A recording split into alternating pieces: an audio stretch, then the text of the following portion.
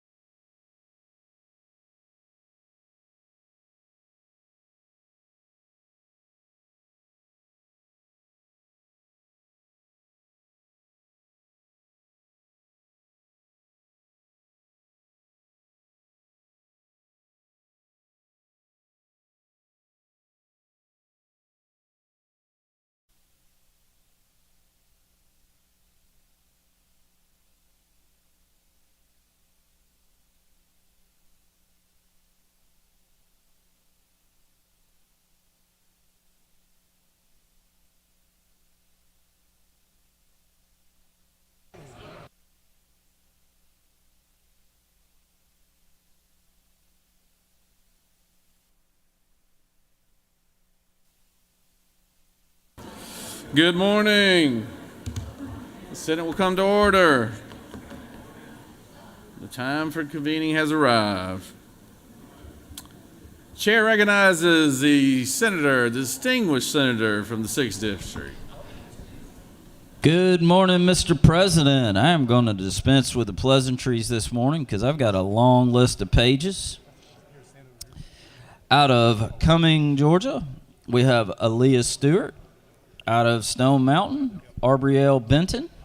Out of Centerville, we have Lyle Brewer. Out of Atlanta, we have Tazier Chester. Out of Hiawassee, Andrew Church. Out of Atlanta, we have Zaria Cloud. Out of Atlanta, Kennedy Cooper. From Columbus, we have Zechariah Creighton. Out of Hiram, Caden Drummond. Out of Atlanta, Emma Esianuma. I get it right? I think I got it right. Out of Atlanta, we have Nevaeh Evans. Out of Fortson, we have Caillou Guzman. Out of Fairburn, we have Palin Henderson. Out of Columbus, Christopher Holly. From Atlanta, Tavares Howard. From Stone Mountain, Michaela Johnson. From Atlanta, Zakira Lester. From Columbus, Orlando Ligon. From Kennesaw, Caleb Lingham. From Dalton, Salma Mendez. From Decatur, Killian Moore. From Decatur, Scarlett Moore. Brothers, by the way. From Dalton, Matthew Painter. From Macon, we have Alicia Price. From Atlanta, Jeremiah Smith. From Milledgeville, Lila Stribling. From Atlanta, Journey Tate. From Decatur, Ruby Taylor. From Atlanta, Bria Tooks. From Dalton, Adrian Valdez. From Atlanta, Mariah Woolridge. From Macon, we have Ajavius Wright and Travian Wright. Actually, I think that's our brothers. Mr. President and members of this body, y'all give these pages a big round of applause. We appreciate y'all being here. Looking forward to working with you. Mr. President, many of our pages today are from big brothers and big sisters, so we appreciate all of them being here today. Look forward to working with them. Mr. President, the journal has been read and found to be correct. Thank you, Senator, and I appreciate you introducing all those pages. I also want to thank Denise Sampson there in my office who helped coordinate with Big Brothers and Big Sisters, and we appreciate their participation and all the young people that came out to page today, so thank y'all. Is there objection to dispensing with the reading of the journal? Chair hears none. The reading of the journal is dispensed with. Is there objections to the confirmation of the journal? Chair hears none. The journal is confirmed. All senators who have bills and resolutions to introduce, please bring them to the secretary. First reading and references of Senate bills. Secretary. Senate Bill 148 by Senator Hatcher to the 50th and others. Bills being titled an act to amend Article 11 of Chapter 2 of Title 20. Education Youth. Senate Bill 149 by Senator Hickman to the 4th and others. Bills being titled an act to amend Code Section 20-3-411 of the Official Code of Georgia Annotated. Higher Education. Senate Bill 150 by Senator Hickman to the 4th and others. Bills being titled an act to amend Article 7 of Chapter 3 of Title 47 of the Official Code of Georgia Annotated. Retirement. Senate Bill 151 by Senator Beach to the 21st and others. The bill is being titled an act to create the Joint Development Authority of North Fulton Municipalities to provide for State and local government. Senate Bill 152 by Senator Dolezal to the 27th and others. The bill is being titled an act to amend Article 2 of Chapter 2B of Title. Education and Youth. Senate Bill 153 by Senator Hatcher to the 50th and others. The bill is being titled an act to amend the Official Code of Georgia Annotated so as to revise. Judiciary. Senate Bill 154 by Senator Hatch to the 50th and others. The bill is being titled an act to amend Titles 20, 35, and 43 of the official. Education and Youth. Senate Bill 155 by Senator Mallow II and others. The bill is being titled an act to amend Code Section 33-9-4 of the official code of Georgia Annotated. Insurance and Labor. Senate Bill 156 by Senator Mallow II and others. The bill is being titled an act to amend Code Section 33-9-4. Insurance and Labor. Senate Bill 157 by Senator Williams of the 25th and others, a bill to be entitled an act to amend Code Section 47-6-40 of the Official Code of Georgia annotated related to Retirement. Senate Bill 158 by Senator Davenport of the 17th and others, a bill to be entitled an act to amend Health Title. and Human Services. Senate Bill 159 by Senator Jackson of the 45th and others, bill to be entitled an act to amend Title. Judiciary. Senate Bill 160 by Senator Kirkpatrick of the 32nd and others, bill to be entitled an act to amend Code Section 40-6-390.1 of the Official Code of Georgia. Public Safety. Senate Bill 161 by Senator Huffstetler of the 52nd and others, bills to be entitled an act to provide a State and home. local government. Senate Bill 162 by Senator Huffstetler of the 52nd and others, bills to be entitled an act to amend Article 1 of Chapter 34 of Title 43. Regulated industries. Senate Bill 163 by Senator Moore of the 53rd and others, bills to be entitled an act to amend Part 5 of Article 4 of Chapter 11 of Title 16 of the Official Code of Georgia annotated. Judiciary. Senate Bill 164 by Senator Merritt of the 9th and others, bills to be entitled an act to amend Chapter 1 of Title 10 of the Official. Regulated industries. Senate Bill 165 by Senator Merritt of the 9th and others, bills to be entitled an act to amend Title 39 of the Official Code of Georgia. Children and families. Senate Bill 166 by Senator Merritt of the 9th and others, a bill to be entitled an act to amend Chapter 1 of Title 36 of the State and local government. General. Senate Bill 167 by Senator Merritt of the 9th and others, a bill to be entitled an act to amend Title 10 of the Official Code of Georgia annotated related to commerce. Economic development. Senate Resolution 183 by Senator Estevez of the 35th and others, a resolution expressing strong disagreement over the imposition of tariffs on Mexico and Canada by the President of the United States and urging a focus on policies that benefit Georgia. Interstate cooperations. Mr. President, that completes the order. First reading and references of House bills. House Bill 15 by Representative Williamson of the 112th and others. Banking. House Bill 55 by Representative Ford of the 170th and others, a bill to be entitled an act to. Judiciary. House Bill 137 by Representative Anderson of the 10th and others, bill to be entitled an act to amend Chapter 10 of Title 13 of the Official Code of Georgia annotated related to contracts for State and public local works. government. General. House Bill 199 by Representative Kelly of the 16th and others, bills to be entitled an act to amend Chapter. Judiciary. House Bill 216 by Representative Smith of the 138th and others, bill to be entitled an act to amend. Economic development. Mr. President, that completes the order.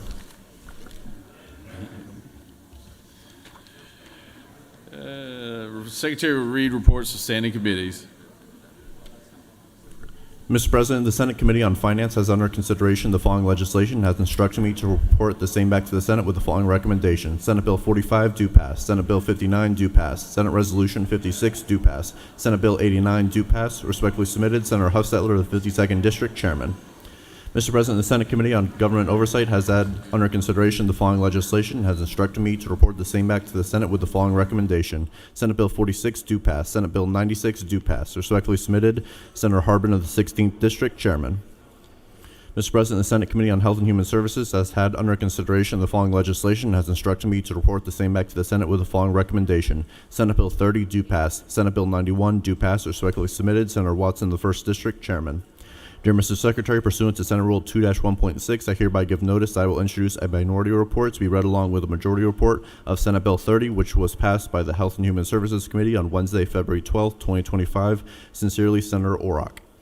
Mr. President, the Senate Committee on Rules has had under consideration the following legislation and has instructed me to report the same back to the Senate with the following recommendation. Senate Bill 10, do pass by substitute. Respectfully submitted, Senator Brass of the 6th District, Chairman. Mr. President, that completes the order.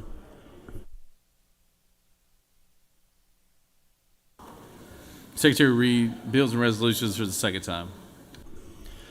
Senate Bill 81 by Senator Brass of the 6th and others, motor vehicle franchise practices, protection of consumer data and motor vehicle sales provide. Senate Bill 94 by Senator Huffstetler of the 52nd and others, public utilities and public transportation, a consumer utility council to represent consumers in matters before the Public Service Commission or other agencies concerning public utilities reestablished. Senate Bill 112 by Senator Dixon of the 45th and others, selling and other trade practices, certain protections for consumers relative to warranties of HVAC systems and components of such systems extend. Mr. President, that completes the order.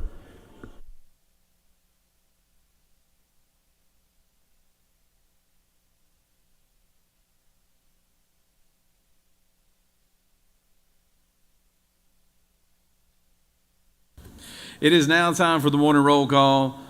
Are there any motions to excuse?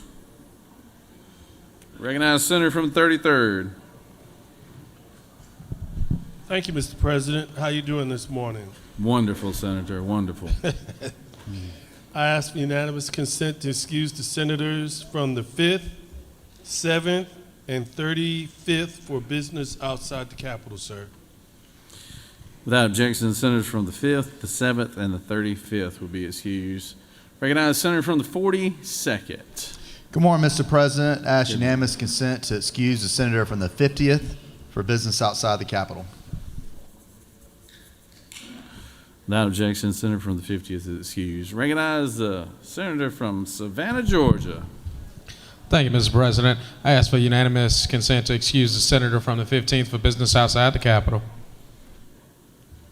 Without objection, the senator from the 15th is excused. Recognize the senator from the 21st. Mr. President, I ask for unanimous consent to excuse the senator from the 27th for business outside the Capitol.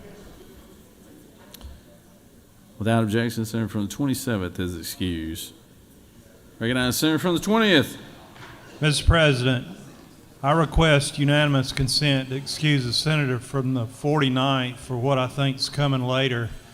He is here, but I just think I want to go ahead and make an excuse for him now for the bill he's bringing. All right. Sounds good. Without objection, the senator from the 49th is excused. Any other motions to excuse? Secretary will call the roll. Senator, signify your presence by voting the yay switch. Secretary, unlock the machine.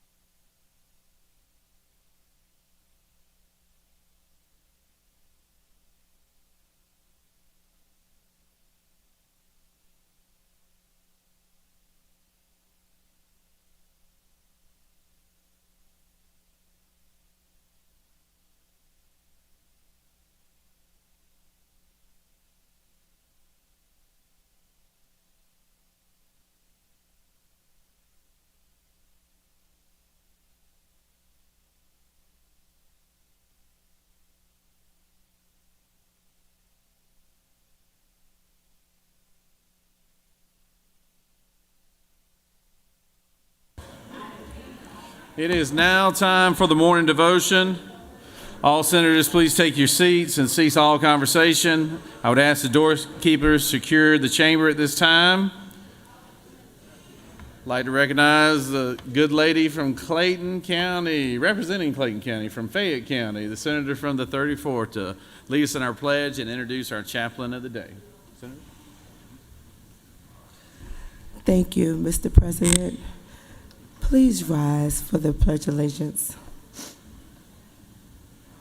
Allegiance to the flag of the United States of America and to the republic for which it stands, one nation, under God, indivisible, with liberty and justice for all. And now to the Georgia flag. Pledge allegiance to the Georgia flag, to the principles for which it stands, wisdom, justice, moderation, and courage. Good morning, colleagues. It is my honor to introduce the chaplain of the day, Pastor T. Oliver. She serves as the senior pastor of New Testament Gospel Worldwide Ministries in Rex, Georgia. She is called by God and ordained into the Fifth Fold Ministries as an evangelist in 1994 under Apostle Boyd of Faith Deliverance Ministries.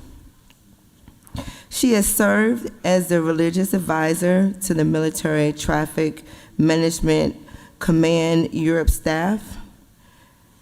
Also, she served under the West Point Department of Ethics, the spiritual advisor of the Corps Cadet Gospel Choir.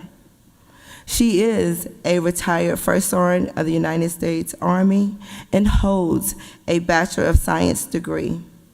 She continues her spiritual journey through the independent study of the Old and New Testament. She is the author of the Teach Me How to Pray. She is truly God's elected voice. She is married to Norman Oliver, and together they have 6 young men and 1 daughter. They have 9 grandchildren and a host of spiritual sons and daughters. And also, she is my spiritual advisor. Please welcome Pastor T. Amen. How you doing this morning? Good morning. Good morning. God bless you. Amen. Due to the length of my time and the length of the text, the limitation of my time, I want you to read all of Matthew 14, but I'd like to greet you all in the name of the Father, the Son, and the Holy Ghost. Amen. And to the governor and to the senator, thank you. Thank you. Well, my text is coming from Matthew, the 14th chapter. I'll be reading verses 28 through 30. This is a very familiar passage of Scripture. It says, "Lord, if it's you," Peter replied, "tell me to come to you on the water." "Come," he said. Then Peter got down out of the boat, walked on the water, came towards Jesus. But when he saw the wind, he was afraid and began to sink, cried out, "Lord, save me." Father, we thank you for this word on this morning. Bless your people in Jesus' name. Well, here we see the Lord coming onto the boat where Peter is, and he told Peter, he said, Peter says to the Lord, if it's you, Lord, he said, bid me to come. If it's you, Lord, reflects Peter's uncertainty and a need for confirmation. A common human response to any type of miraculous situation. So I found it just to say, sometimes we find ourselves as men and women in impossible situations. But I want you to know that all things are possible with God. Can I get just one amen? All things are possible with our God. So I just came to encourage you on this morning. I think it's time for you to take a leap of faith, a step of faith, to trust God where you cannot trace him, to see God where he's not seen. I want you to understand, like Peter, he was afraid. He had a lot of uncertainty. But he said, Lord, if you bid me to come, he said, I'll come. I think it's time for you to take a leap of faith. Whatever it is, maybe you should write the book. Maybe you should believe God for the business. Maybe it's time to write the business plan. But the one thing that I love about Peter is that he was in a perfectly good boat. Why in the world would he get out of it? That's what I kept asking here. I kept asking God, why would Peter get out of a boat? Because he wanted to see God's anointing and his hand at another level. Maybe God is calling you out of a perfectly good boat to step out on faith, to do something you've never done before, trusting God where you've never seen him before. Peter said, Lord, if it's you, bid me to come. Jesus said, come. And I love this because he had to take a giant leap of faith. And what he's saying to him, I'm coming, God, if you called me. So Peter is saying to Jesus, he said, I trust you. I trust you with this. And God is saying to him, Peter, you can do this. So I don't know who I came for. Maybe I want to ask you this morning, whose report are you going to believe? Are you going to believe the report of the enemy, or are you going to believe that you're healed by his stripes?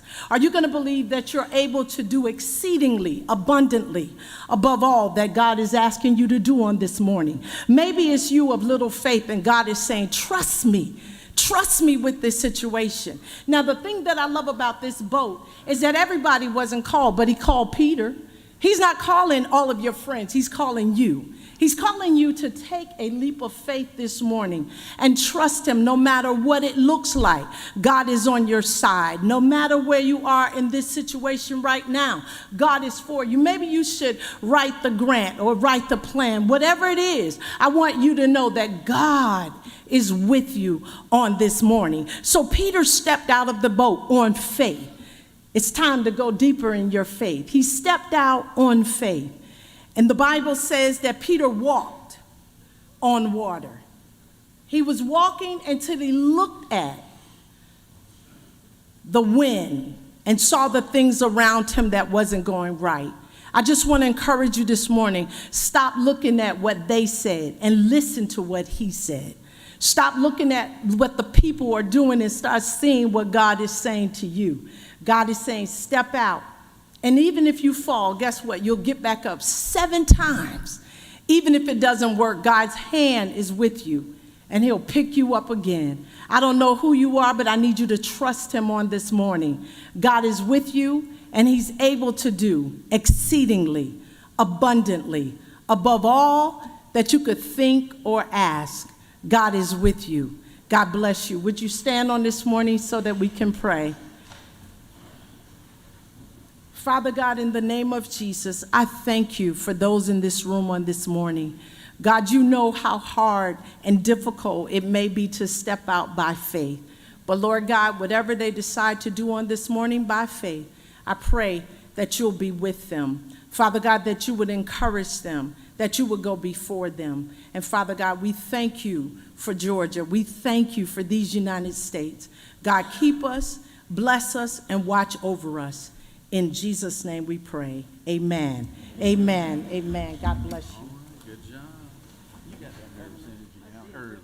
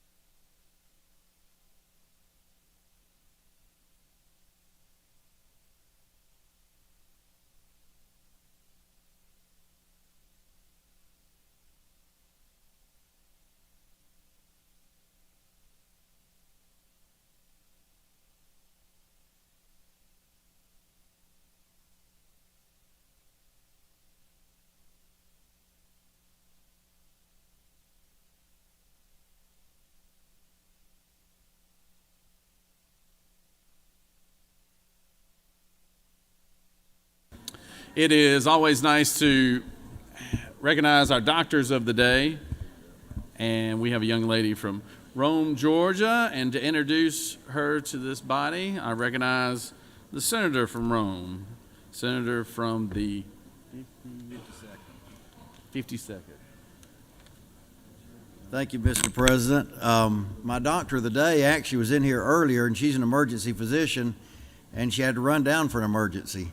And so she had to leave us for a little while, but she's back while they run a 12K lead on her and get more details. But Dr. Sanbul Shahid Salas from Advent Hospital in Rome, the hospital I retired from last year but still help out some, is an emergency physician there with the Advent Health Redmond program in Rome.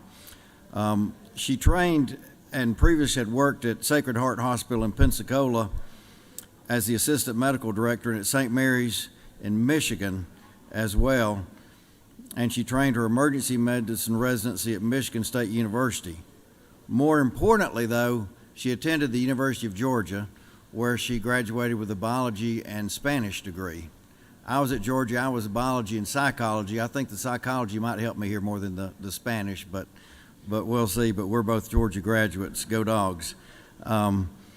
She has been working as the president of the Georgia Osteopathic Medicine Program here, and she's also been serving on a committee that works on human trafficking and is very active in our community in Rome with the Open Door Home, the Boys and Girls Club of Northwest Georgia, and the Darlington School Tiger Program.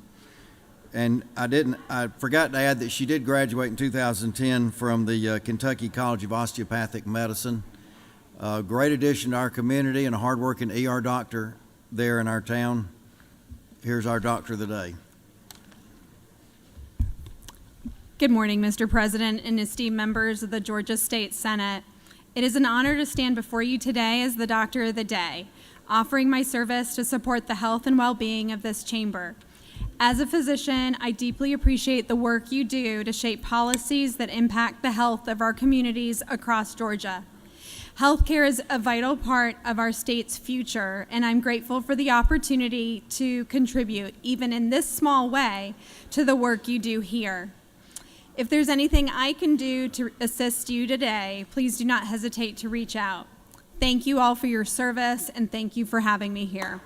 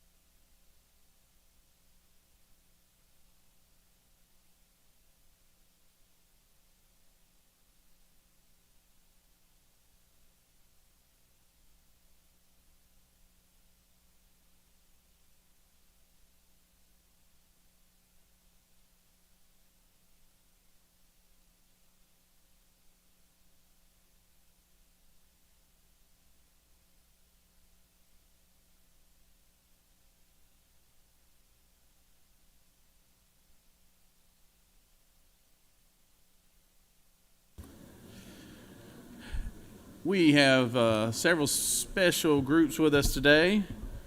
And Secretary, could you read the caption on this resolution? Senate Resolution 17 by Senator Ginn of the 47th and others, a resolution recognizing and commending Family and Consumer Sciences and for other purposes.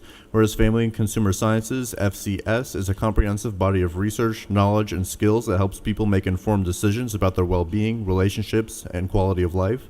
And whereas with a unique focus on families, work, and their interrelationships, FCS professionals have long worked to empower individuals and families in Georgia to better manage the challenges of living and working in a diverse global society. And whereas FCS professionals continue to provide relevant and useful resources to help students prepare for careers in teaching, extension, human services, and a variety of other fields. Now therefore be it resolved by the Senate that the members of this body recognize and commend the affiliates, communities, and entities within the Family and Consumer Sciences and support the development and implementation of national, state, and local intervention strategies to sustain family and consumer sciences in the current economic and education environment. Mr. President, that completes the order.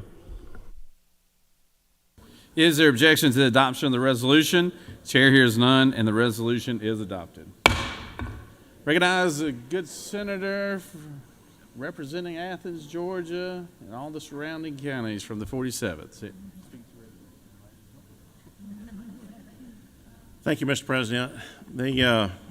If I could, I want to acknowledge one thing that a little history. Over 75 years ago, my mother graduated as a home economist from the University of Georgia. It's great to be a dog. My dad was a 1942 graduate of the University of Georgia. But for me, I look behind me and I got a slew of dogs, and I hope y'all all got a picture with Harry Dog today, and it's great to have all our dog days here at the Capitol. For me, I want to introduce our Dean of the Family and Consumer Science, but also want to take a shout out for one of my hardworking, and if I can, I'm going to pick on her to come on up here. This is Molly Roberts. Molly is an intern in our office today. She's with the Family and Consumer Science. She'll be graduating this May and looking for a job. So one of the things that on your desk today, if you look carefully, you'll notice that there's a flashlight. And just like you're going to have a little brighter day because you got a flashlight, Family and Consumer Science lights up the world all across our state and world. And that's where, for me, I'm glad to have Molly here at the Capitol, and she can be in the spotlight. But I want to get Dr. Z to come up and address some of the things that are going on at the University of Georgia. So, Dr. Z, we have a resolution in your honor, along with FCCLA and others that are here from around. So thank you, Dr. Z. Thank you. Thank you so much, Senator Ginn. We also have a certificate of appreciation for you for your support of the field of family and consumer sciences.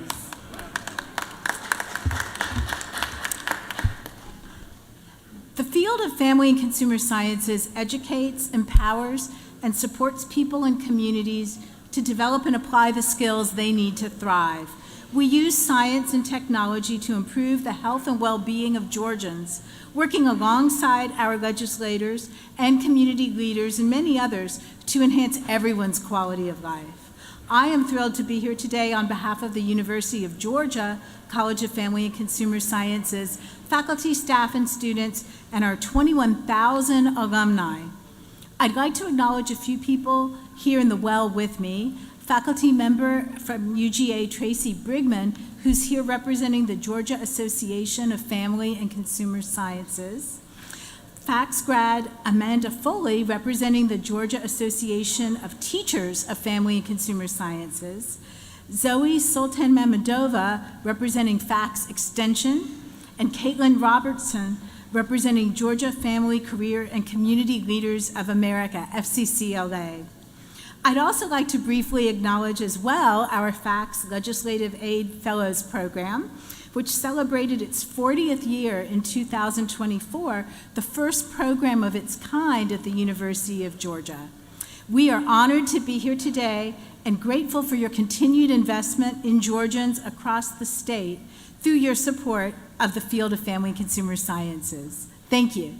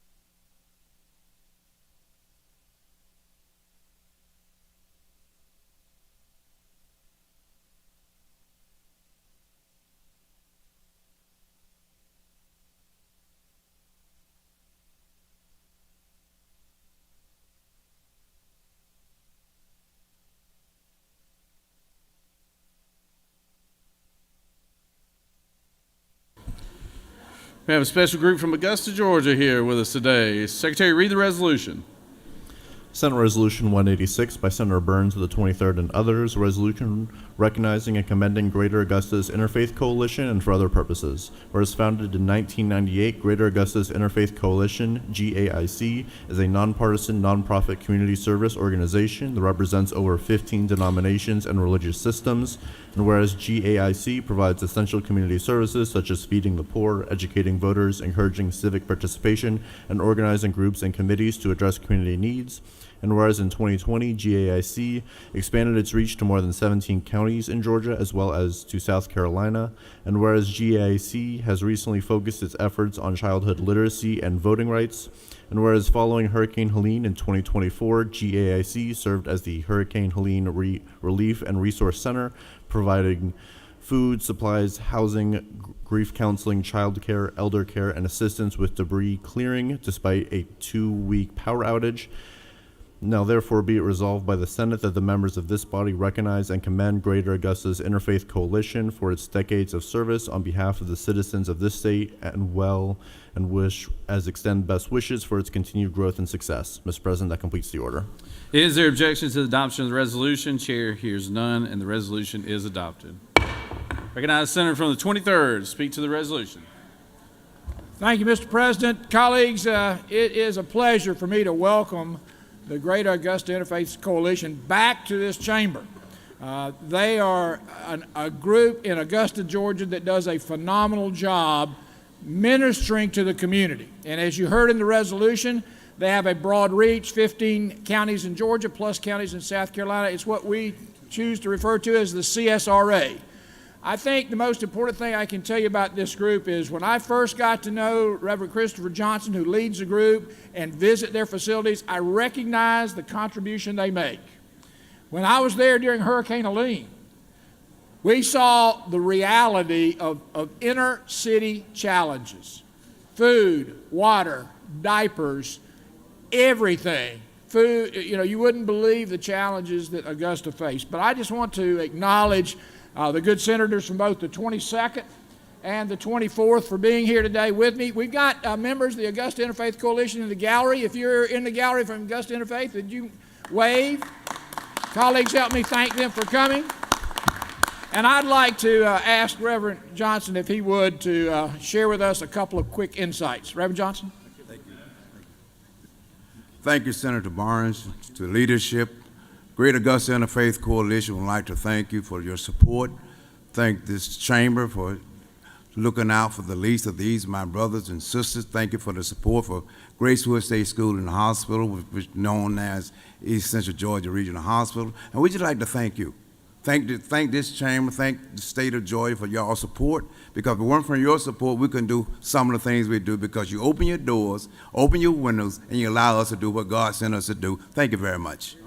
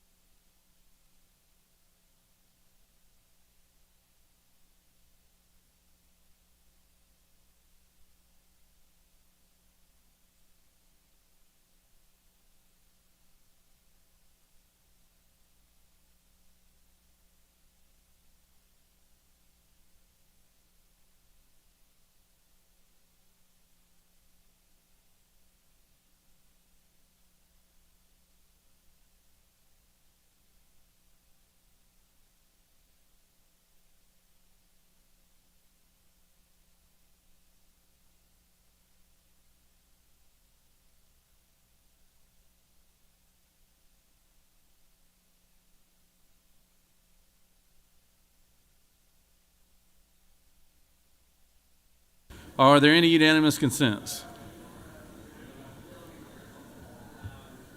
Does any senator wish to rise on a point of personal privilege? Recognize the senator from 32nd.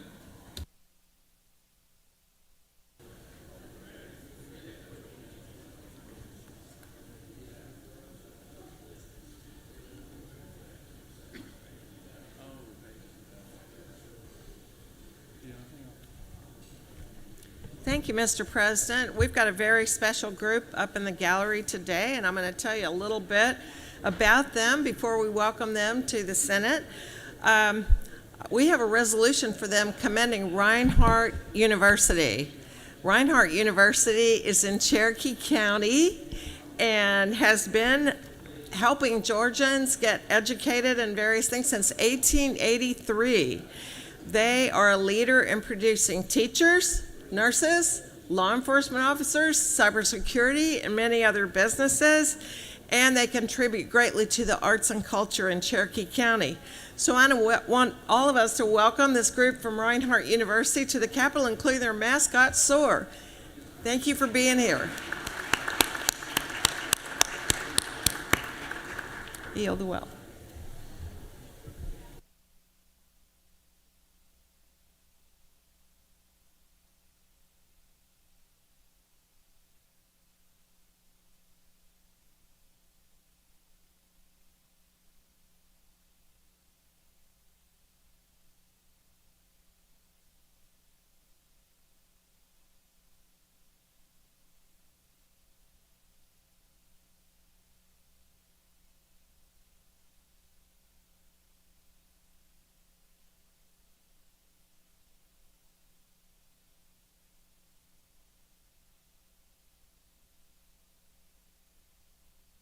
Recognize the senator from the 56.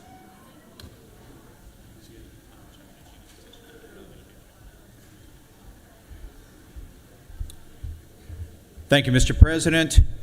Today, February 13th, is Donor Day, Organ Donor Day. As many of you know, this is a critical part of my life journey with my son, Will, and I'm so excited here today to be joined by a large group of members from LifeLink, as well as other organizations that help out with this.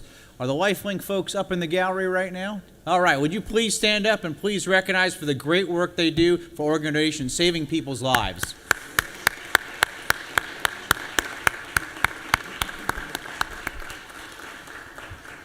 As in the past, we've honored them with a resolution and will continue to do so. The folks right here earlier this week in this chamber create a special license plate for Donate Life, which will help increase awareness and make sure that we continue to drive the dollars and the time necessary to flip the list.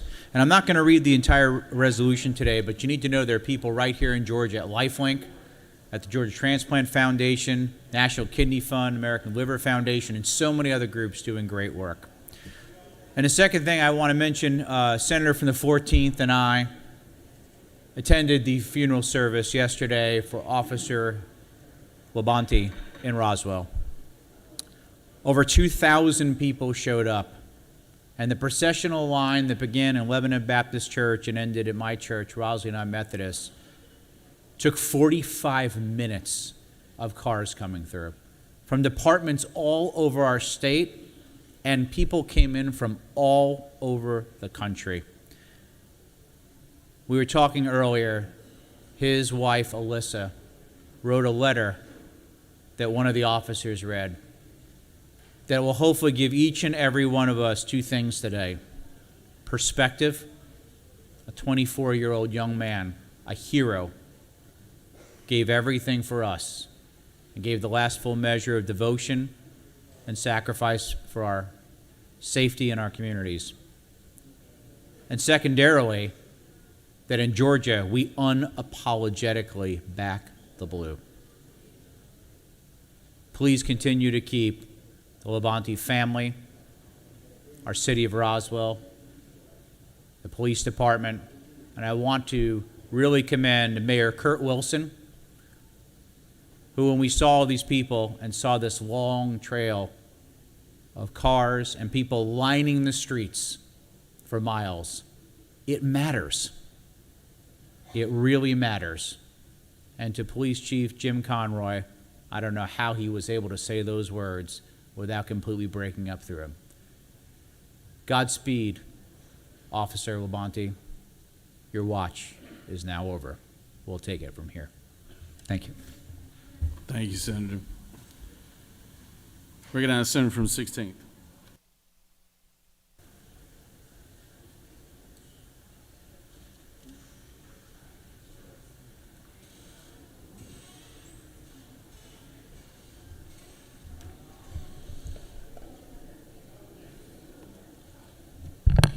I want to speak to you this morning just a little bit about the coming issues as we deal with tort reform. You know, the Waffle House is one of the places you can go 24/7. It's a place my 96-year-old mother loves to go. It's where my grandkids love to go. Go to the Waffle House where you can have it scattered, covered, and smothered, or however you want it. It's a great, great place to be. But there are some things that are affecting our state in the issue of tort reform. And Waffle House, one of our best-known restaurants that's here locally based in Georgia, has got issues that are affecting their business and how they do business. And I think we need to be aware of it as we're dealing with the issues of tort reform, especially in their insurance cost as the backstop of what they do. Since 2018, the Waffle House has seen a 267% increase in their insurance premiums. 276 in their insurance premium for general liability. Every business has to have or needs to have general liability. A lot of it is the unpredictable environment that's in Georgia. They've had to change their models to adjust to that. One is having a walk-up window rather than a walk-in and get your food. That's reduced their sales for takeout orders by 25%. The massive investment in security, special lighting, cameras, door locks, along with 24/7 videotaping just to protect themselves from what's going on because of the legal environment that's here in Georgia. Is that enough? These statistics were given during their roundtable meeting with Governor Kemp. Waffle House testified that in Georgia, its negligent security claim cost is 10 times more than the state of Texas. It's 21 times more than the state of Tennessee, 21 times more than the South Carolina, 27 times more than Alabama, and 88 times more than North Carolina. Waffle House is having to pay out claims for criminal activities happening that they don't know about because Georgia tort laws are so out of balance and they have no recourse under the current laws. Florida got it right. I repeat, Florida got it right when they did their tort reform. It's been a huge success. It's bringing back insurers to the state, and they are now writing policies. They've seen their cost reduction occur, and they have insurers who are filing for rate reductions up to 6% across the state. We need tort reform, and we need it now for the businesses of Georgia. And if Georgia is to remain the #1 state to do business, we need to see a change in our tort reform. And then we can all go to the Waffle House even more so, scattered, covered, and smothered with our grandmothers and with our children. Thank you, Mr. President.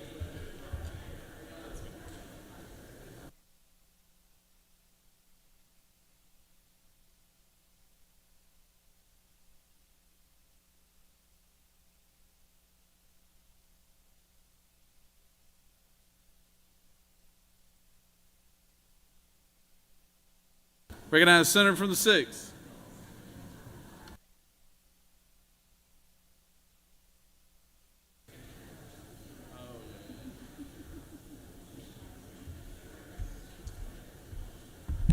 Thank you, Mr. President, friends and colleagues. Today, I would like to wish a happy anniversary to Robert Daniel Brass Sr. and Linda Louise Simmons Brass. My mom and dad have been married today for 55 years. I just want to tell them congratulations, because I know 47 of those were pretty tough. But like to think I played a small part in that. So thank y'all. And Mom, Dad, love you. I yield the well.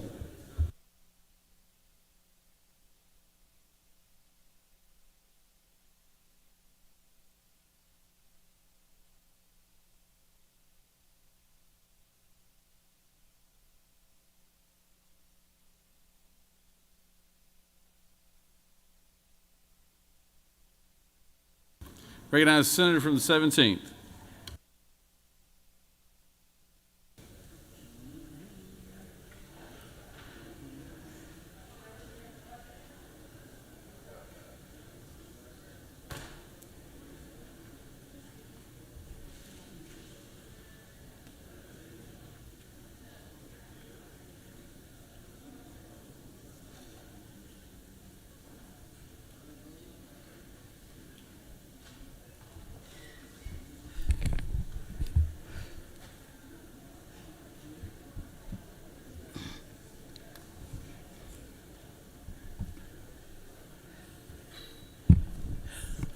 Good morning, Senators. I am delighted to welcome the Lupus Foundation to the Capitol today. It's today, February the 13th, is Lupus Advocates Day at the Georgia State Capitol. Lupus is an acute and chronic, lifelong autoimmune disease in which the immune system is unbalanced, causing inflammation and tissue damage to virtually every organ system in the body. Lupus can affect any part of the body, including the skin, lungs, heart, kidneys, and brain, and thus has the potential to cause seizures, strokes, heart attacks, miscarriages, and organ failure. There are at least 1.5 million Americans with lupus, and there are approximately 55,000 Georgians. Today at the Capitol, the main focus is about 3 bills and 1 resolution. House Bill 94, the Fertility Preservation Bill, requires that private medical insurance providers cover specific expenses associated with fertilization preservation services for people living with cancer, which is me, sickle cell anemia, and lupus. And then House Bill 100, Prescription Drug Consumer Financial Protection Act. Health insurance providers are required to pass along no less than 80% of all prescription drugs rebates to enrollees that such insurers receive from third parties. And then House Bill 291 to amend Title 31 of the Official Code of Georgia to create state certification process for community health workers in Georgia. House Bill 291 will help build a skilled and stable CHW workforce by establishing a certification process. The bill expands community health workers' ability to serve in various health care and community settings. And then, if passed, HB 291 will recognize community health workers as essential members of Georgia's healthcare system. It will ensure that they have the training, support, and financial sustainability needed to continue their work. And then House Resolution 41 changed the disability processing standards for people with lupus. And we urge the United States Congress to prioritize federal disability reform to address the unique health challenges experienced by people living with lupus. I'm not sure if the lupus advocates are in the gallery now. They were here earlier, but they left to take a picture. I'm not sure if they're back. If they are, would you please welcome the Lupus Foundation here today? Mr. Chris Reed is on his way in, but we certainly want to let you know that we support persons with lupus, and we have several in the House who are advocates and also has this disease, and we want to make sure that this community knows that the Georgia State Senate care about them, and we will be walking with them on Lupus Day, Walk to End Lupus Now in Atlanta on April the 26th, 2025. So go to lupusga.org. Thank you very much, Mr. President, and I yield the will. Welcome, lupus advocates, to the Georgia State Capitol and the Georgia State Senate today. All right, thank you, Senator. Recognize the Senator from the 22nd.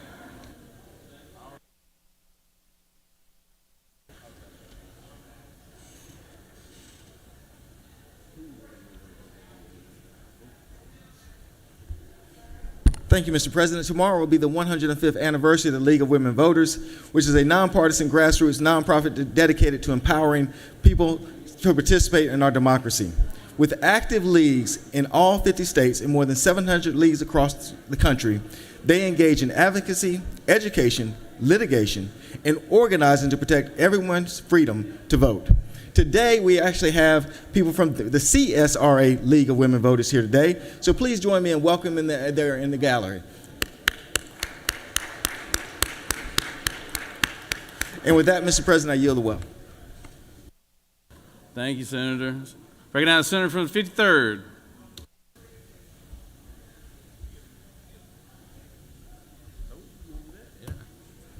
I appreciate that, Mr. President. I just want to recognize a CTSO from Dade County High School. It's the high school that I graduated from, and CTSOs, in my opinion, are one of the most beneficial things that high school students in Georgia can be a part of. I think any student who's a part of FCCLA or FBLA or any of those organizations can look back a few years after high school and they'll recognize things they learned in those organizations, probably far more than they learned in a math class or a science class. So FCCLA from Dade County High School, thanks for coming to the Capitol today. I certainly appreciate you being here. Thank you, Mr. President.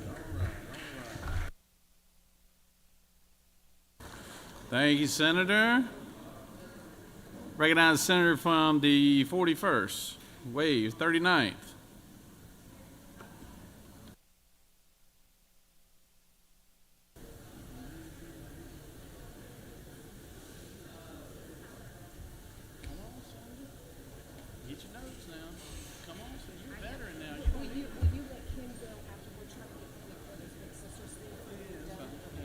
Okay. Good morning, and thank you, Mr. President. Colleagues, I rise today, to speak not just as a legislator, but as someone who's had the privilege of serving as both a member and chair of the President's Advisory Committee on the Arts at the Kennedy Center under President Obama, and it is one of only 2 of the national boards that are appointed presidentially there. It was President Eisenhower who recognized the significance of America's cultural position in the world and established the National Cultural Center Act in 1958, which would later become the Kennedy Center, one of the most prestigious arts institutions in the world. And now, for the first time, a president is weaponizing that institution and installing himself as chair, throwing out the existing board chair and board members who have not finished serving out their terms, and ousting the president of the organization. Perhaps you missed that bit of news yesterday amongst all the other things that happened, but I beg you to pay attention. Add this to the list of things that is not normal.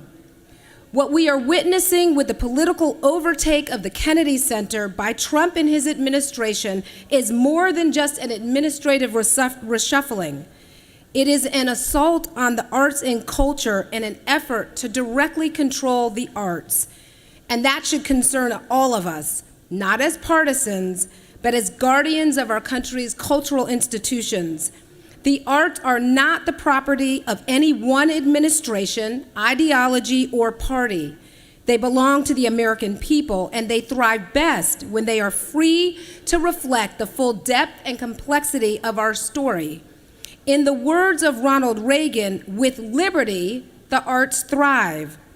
The arts have always been a powerful force for truth, challenging us, inspiring us, and uniting us across communities and differences.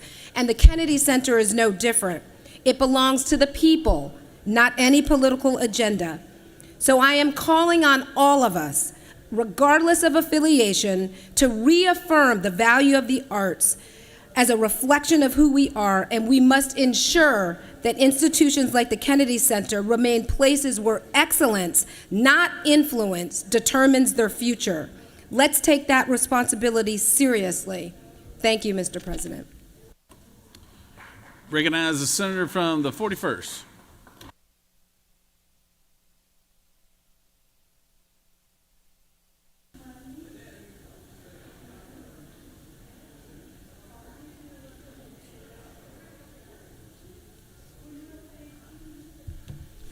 Thank you, Mr. President.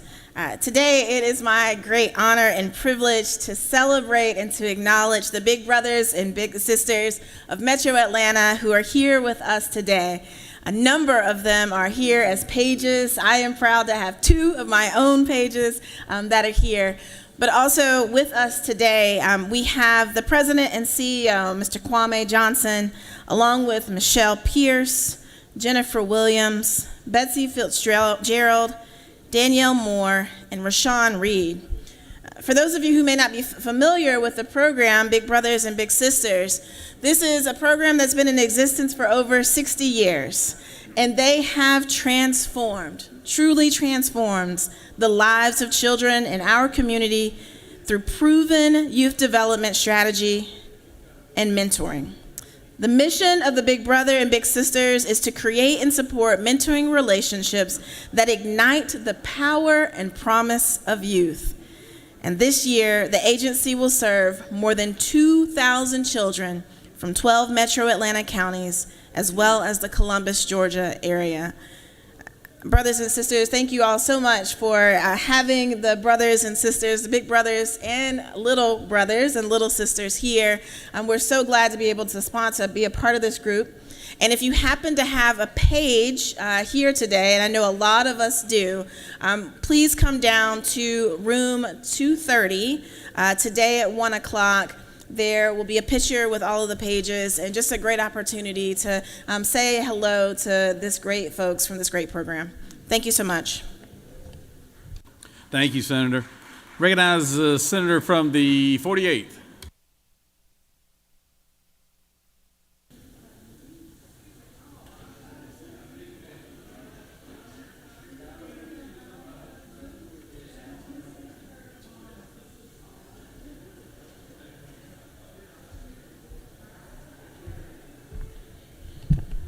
Thank you, Mr. President. Fun fact, Senator, I am a child of Big Brothers and Big Sisters. I grew up in the program.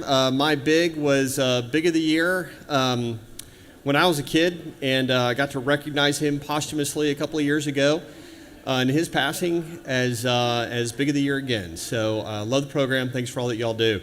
I'm here to recognize some friends that are visiting from the district and around the world. My friends from the acupuncture industry. Thank you all for being here. Thank you for all you do. Thank you for promoting safety in dry needling and acupuncture. Thank you for making our communities healthier and happier and better. They have a table down on the second floor if anybody needs more information. Thanks y'all for being here. Mr. President, I yield the will.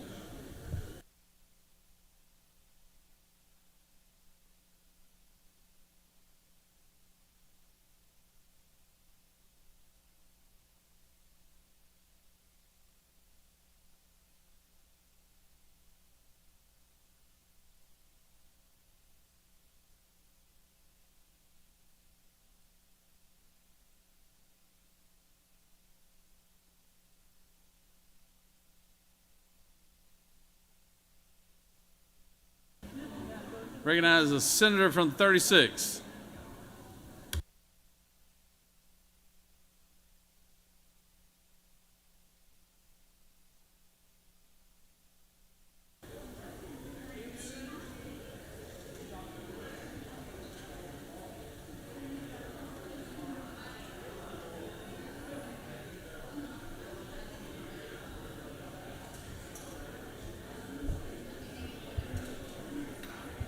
Thank you, Mr. President. Colleagues, I'd like for us to have a brief conversation, but an important one, about saving women's lives in Georgia. Healthy mothers have healthy babies. And our state has taken some important measures over these past few years with bipartisan support to prevent maternal death, especially the step to allow new mothers to keep Medicaid for a full year after giving birth. We can prevent more maternal deaths, those that occur during pregnancy, delivery, or right afterward in Georgia. 63% of maternal deaths occur during pregnancy or within 7 days of delivery. Mental health and heart conditions, hemorrhaging, infections, blood clots, hypertension. Giving birth is not a walk in the park. There are serious health conditions that can arise for women and children.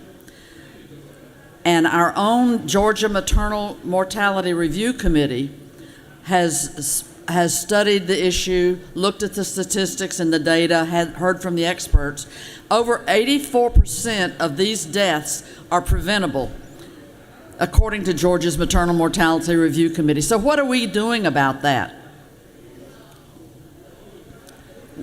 We have infant mortality much higher than the national average. You know, Georgia ranks 9th worst in the nation. We rank 7th highest in maternal mortality rates in the nation. These are real lives, real people, real families. And the truth is, if women can get care through an expansion of Medicaid to cover the gap, they can be, as they approach their pregnancy and go through it, in the hands of trusted physicians and healthcare providers. But are we doing that? Regrettably, we are not. While we could end the unnecessary deaths of mothers, let's stop making them wait until they're far into their pregnancies to receive vital health care. We're missing our chance to deal with pre-existing risks. It's been 17 days now since the Senate Democrats and Republicans as well, joined by Republicans, introduced a bipartisan bill to expand Medicaid in Georgia, but there's been no action by the GOP to give this bill a hearing. We haven't even had a hearing. Yet we have startlingly bad rates of death among both infants and pregnant women. And as we continue to beat the drum on the Pathways program and has wasted millions on failed marketing campaigns, infants across Georgia are dying with roughly 7 infant deaths per 1,000 live births in Georgia. And our maternal mortality rate was 32 deaths per 100,000 live births, according to the March of Dimes last year. So mothers are dying in urban and rural Georgia, but our state has refused to expand Medicaid for over a decade. It may be 17 days since our Peach Care Plus bill to expand Medicaid has been introduced, but you know what? It's been 15 years of the GOP's negligence to enact this common sense policy to give our citizens the health care they deserve. To really ensure that we have healthy mothers and healthy babies, we must expand Medicaid and offer every mother and every child access to affordable health coverage. I had the good fortune to meet a doctor that has left Harvard and come to Emory University with a specialty. You know what he specializes in? A test to detect the risk of preeclampsia in pregnant women. A screening test to flag for this life-threatening condition, which absolutely kills women. We've got this. So we've got the medicine, we've got the science, we've got the healthcare infrastructure to deliver these services and have healthy mother, have healthy options. But Georgia GOP refuses. They're more focused on attacking the rights of Georgians, vulnerable citizens. I must say, it's time for this body to stand up, support SB 50, our bipartisan bill, Peach Care Plus, to expand Medicaid for healthy mothers and healthy babies. It's time to act. Thank you. I yield the well.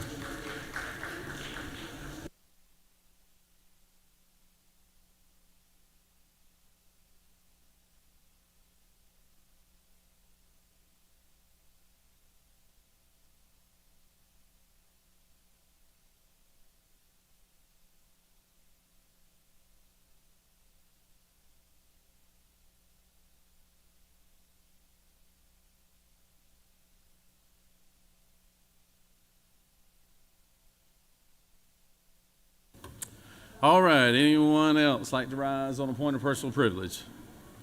Chair hears none. You have before you on your desk a consent calendar of privilege resolutions. Does any senator wish to remove a resolution from the consent calendar? Is there objection to the adoption of the resolutions on the consent calendar? Chair hears none. The resolutions on the consent calendar are adopted. Are there any motions to withdraw or recommit? All right. Moving on to the rules calendar. Secretary will read caption Senate Bill 44.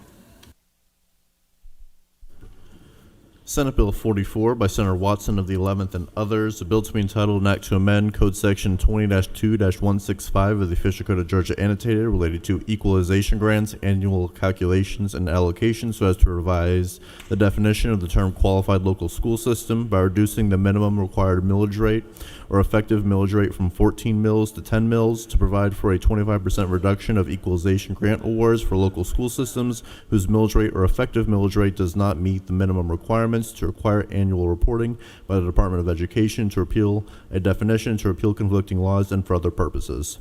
Mr. President, the Senate Committee on Rules recommends that this bill do pass by substitute. Respectfully submitted, Senator Brass, the 6th District Chairman. Mr. President, the Senate Committee on Rules offers the following substitute to Senate Bill 44, a bill to be entitled an act to amend Code Section 20-2-165 of the Official Code of Georgia annotated related to equalization grants, annual calculations, and allocation so as to revise the definition of the term qualified local school system by reducing the minimum required millage rate or effective millage rate from 14 mills to 10 mills, and for other purposes. Mr. President, that completes the order. Recognize the senator from the 11th.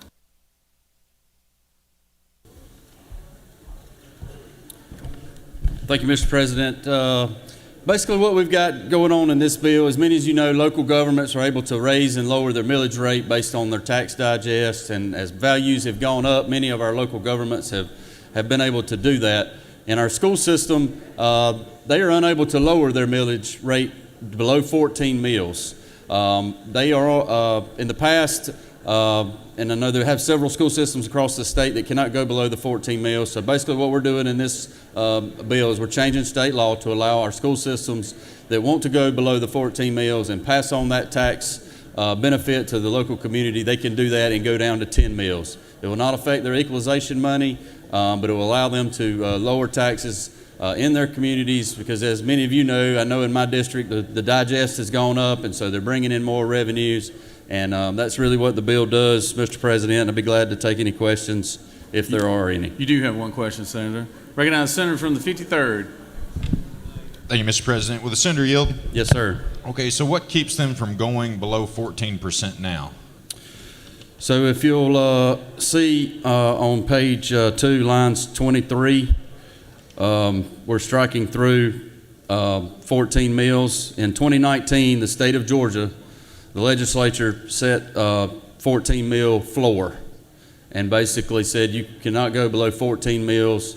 And so basically we're changing that to 10 in this legislation. The reason for the floor is to make sure that local governments still have skin in the game when it comes to education and school funding. So there's always been a floor on it. And you know, we may be back here in another 5 or 6 years to look at this again, to possibly lower it even more. Will the senator further yield? Yes, sir. Do you have any concern that if these school boards get used to receiving this equalization grant money, and then that was to ever dry up, would there be a sudden shock then to the tax base to have to run the millage rate back up? So if I understand your question, we've placed a penalty in here to make sure that they do not go below the 10, to make sure that they keep obtaining the equalization funds.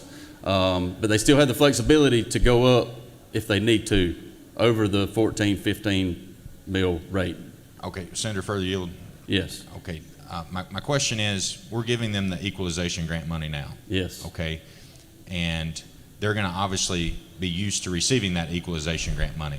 If there comes a time into the future to where they're not receiving that much equalization grant money, it's going to create a sudden shock, right, to the tax base? to have to raise millage rates up? Are we making schools dependent on the state? I guess would be a better question. No. Okay. Thank you, Senator. Yes, sir. Thank you, Mr. President. If there are no more questions, I'll yield the well. You have no further questions. Thank you. Does any other senator wish to speak for or against the measure? The chair hears none. Is there objection to the previous question being ordered? The chair hears none. The previous question is ordered. The question is on the adoption of the committee substitute. Is there objection to the adoption of the committee substitute? Hearing none, the committee substitute is adopted. Is there objection to agreeing to the report of the committee which is favorable to the passage of the bill? Chair hears none. The report of the committee is agreed to. Is there objection to the main question being ordered? Chair hears none. The main question is ordered. All those in favor will vote yea. All opposed, nay. Secretary, lock the machine.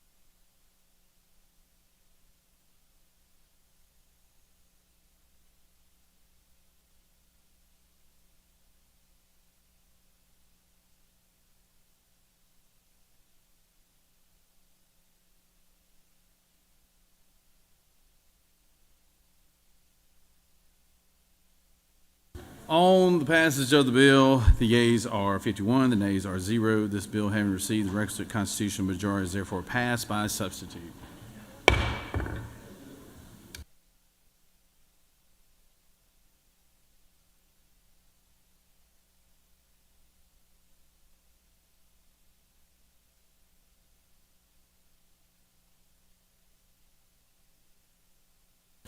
Moving on to Senate Bill 76. Secretary, read the caption. Senate Bill 76 by Senator Eccles of the 49th and others, a bill to be entitled an act to amend Code Section 40-2-86 of the Official Code of Georgia annotated related to license plates promoting or supporting certain agencies, funds, or nonprofit corporations with proceeds dispersed to the general fund and the agency, fund, or nonprofit corporation so as to establish a specialty license plate benefiting the Georgia Veterans Service Foundation, to provide for related matters, to provide for compliance with constitutional requirements, to repeal conflicting laws, and for other purposes. Mr. President, the Senate Committee on Public Safety recommends that this bill do pass by committee substitute. Respectfully submitted, Senator Albers of the 56th District, Chairman.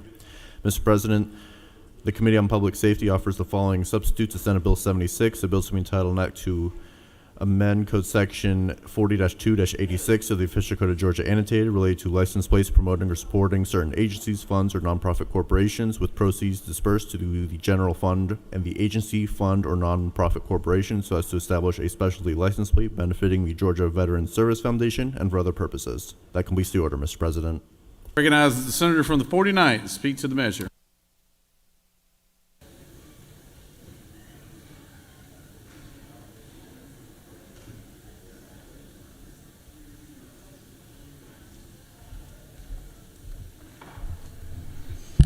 Thank you, Mr. President. Senators, I come before you today asking your favorable consideration on Senate Bill 76. This is my first bill, and I would like to think, keep it coming. I'd like to think that much like myself, this bill would keep moving in the right direction and move on to the House. Several of my colleagues here today are part of the 700,000 veterans in the state of Georgia, and we appreciate each and every one of you. Senate Bill 76 establishes a new veterans license plate. It's an agency bill fully supported by the Georgia Department of Veterans Services. With no real appropriated funds, it's often difficult to serve our veterans with sometimes basic financial requests. The Veterans Foundation was established in 2019, but languished the first few years and raised no funds until 2022. They were successful in getting legislation passed in 2023 to expand the board, and they're now very engaged in looking for resources to fund the foundation. The goal being to use this money to seed the foundation. The department plans to do that. Some of you know that a tag or a license plate is not much more than a symbol, but an intrinsic symbol often represents art and lives and sometimes the death of heroic people. I can't think of a more heroic group than our veterans. Senators, I ask you to support Senate Bill 76 and support our veterans as they have lived selflessly for everyone in this chamber. Thank you, Mr. President. Let the games begin. I'm happy to take questions. Is this your first bill? Yes, Whoa, Mr. President. Oh, this is his first bill? Wow. Using the veterans, huh? Using the veterans. Get your first bill passed, I tell you what. Unbelievable. Recognize Senator from the 56. Thank you, Mr. President. Does the senator yield for a series of questions? Yes, Senator. Senator, can you help us understand what you mean by games in this most honored Senate chamber? Are you trying to play some games with us? I'm not trying to play games with you, sir. Senator, did you serve in the armed forces? No, sir, I did not. Senator, we have so many veterans here that serve in this body. Why are you carrying this bill and not one of our esteemed veterans? Because the senator from the 32nd had the confidence in this lowly freshman from the 49th to carry this bill and get it across the finish line. However misplaced that may be, we'll continue. Senator, you obviously are very familiar with the Georgia Veteran Services Foundation. Where are they located? Here in Atlanta. Specifically? I don't know what building. I do know Miss Ross is the director, though. You might want to turn around. They're right behind you. Did you meet with the chairman and other board members about this bill? I met with Miss Ross, and she spoke on their behalf. Yes, sir. Isn't the board in place, though, Yes, to provide sir. governance? And you didn't talk to the board, Senator? Miss Ross approached me with the bill. Very concerning. All right, last question for you. I know you'll know this one right off the top of your head. Could you read line 23 under section 4 for me, please? 23 in section 4. Line 23, section 4? I don't have that on this one right here. Do you not have the substitute bill in front of you, Senator? Did you come unprepared? Apparently I did, sir. Mr. President, I don't know. I mean, calling in question whether we should table this bill if the author might not be ready. All laws and parts of laws in conflict with this act are repealed. Can you tell us which laws were in conflict that you repealed, please? There were none. Well, then why do you have that sentence in your bill, Senator? Like many of you, I didn't write this. Mr. President, I don't know whether we should keep going or not, but we'll have to see if there's any motions after Let's he's give done him. the Let's well. give him. Let's give him one more try. We'll All give him right. one more try. In that case, I'll yield for the next person then. He failed pretty badly on those questions. He did indeed. Senator, recognize senators from the 42nd. Does Senator yield for another series of questions? Yes, Senator, I yield. Senator, are you a farmer? Yes, sir. And so is it also true that earlier I saw you in the bathroom in front of the mirror prepping for your big speech that your wife wrote for you, and I noticed that your buttons on your shirt match your tie? You are correct, Senator. And where do you buy these expensive custom-made suits? Because most farmers that I know have one suit, like me, that's bought off a rack they use for a funeral or a wedding. But where do you get these custom-made suits that you have? The gentleman in Gainesville does my suits, Senator. And again, being a farmer, most farmers I know don't have a gentleman in Gainesville that makes suits for them with buttons that match the ties or the handkerchiefs. What kind of crop are you growing in Northeast Georgia where you can afford these expensive clothes? We're trying to keep the money locally, sir, as locally as possible, buying from as much product as we can from the state of Georgia and from fabric. It's in Georgia Ameri- grown. and- It's and, Georgia grown. Fabric also from sourced in America. So one last question. You didn't answer my question. What kind of crop are you growing in Northeast Georgia where you can afford these custom-made clothes from your local guy in Gainesville? Peaches and strawberries, sir. All right. Senator from the 29th, you have a question for the strawberry farmer. I do. Does the senator yield? Yes, sir, I yield. So, Senator, other than your wife writing your speeches on legislation that you didn't write, did she pick out your clothes also? No, sir. Okay. Senator, your tag, would it impact Captain Lacey Hester from my district? If Captain Lacey wanted to buy a tag, I think it could potentially impact. And does the senator further yield? Yes, sir. And because you are so tied in with the veterans and that you meet with the chair of the board and you speak with them and y'all work together on this legislation, you are intimately familiar with who Captain Lacey Hester is, correct? No, sir. I would assume he's chairman of the board. You would assume he's the chairman of the board? I'm sorry. What would you think if I told you that she was the first female Air Force pilot to receive a Silver Star yesterday, and she is from Columbus, Georgia? Would that surprise you that she is not the board of, or the chair of the board of which you speak? I'm absolutely surprised, and I'll congratulate her for giving the opportunity. But you assumed it was a man, correct, Senator? I did. Did you? I'm sorry. Is that something that comes with being a wealthy farmer from Gainesville? No, sir, it's not. It comes from me digging a hole up here that you guys are burying me in. So do you feel that men do a better job than women do, Senator? No, sir, I do not. So coming up here and replacing a female senator, you don't feel that you're going to be able to do as good of a job as she did? She's smarter and more thorough.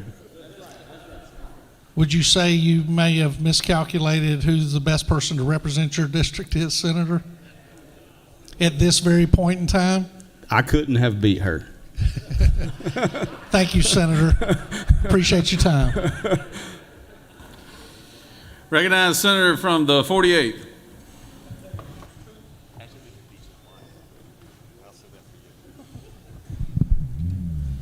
Thank you, Mr. President. Does the senator yield for just a couple of questions? Yes, sir. Could you tell us what are the 4 principles when we said the Pledge of Allegiance to our state flag? Wisdom, justice, moderation, and courage. It does take courage to stand up there and commit perjury and tell everyone that you're a peaches and strawberry farmer when we know from watching a documentary on public broadcasting that you farm something else. What is that other crop that you've talked about on a show recently?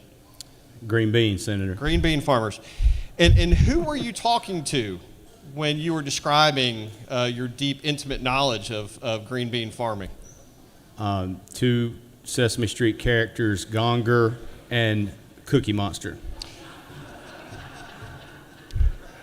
For this next series of questions, could you please do your best imitation of one of those 2 characters when I ask you this next question?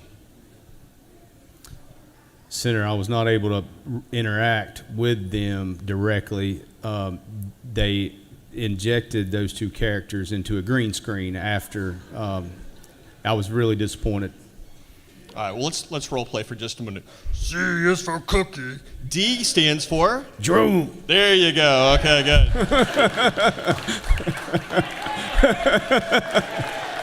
Thank you. No further questions. Oh, my God.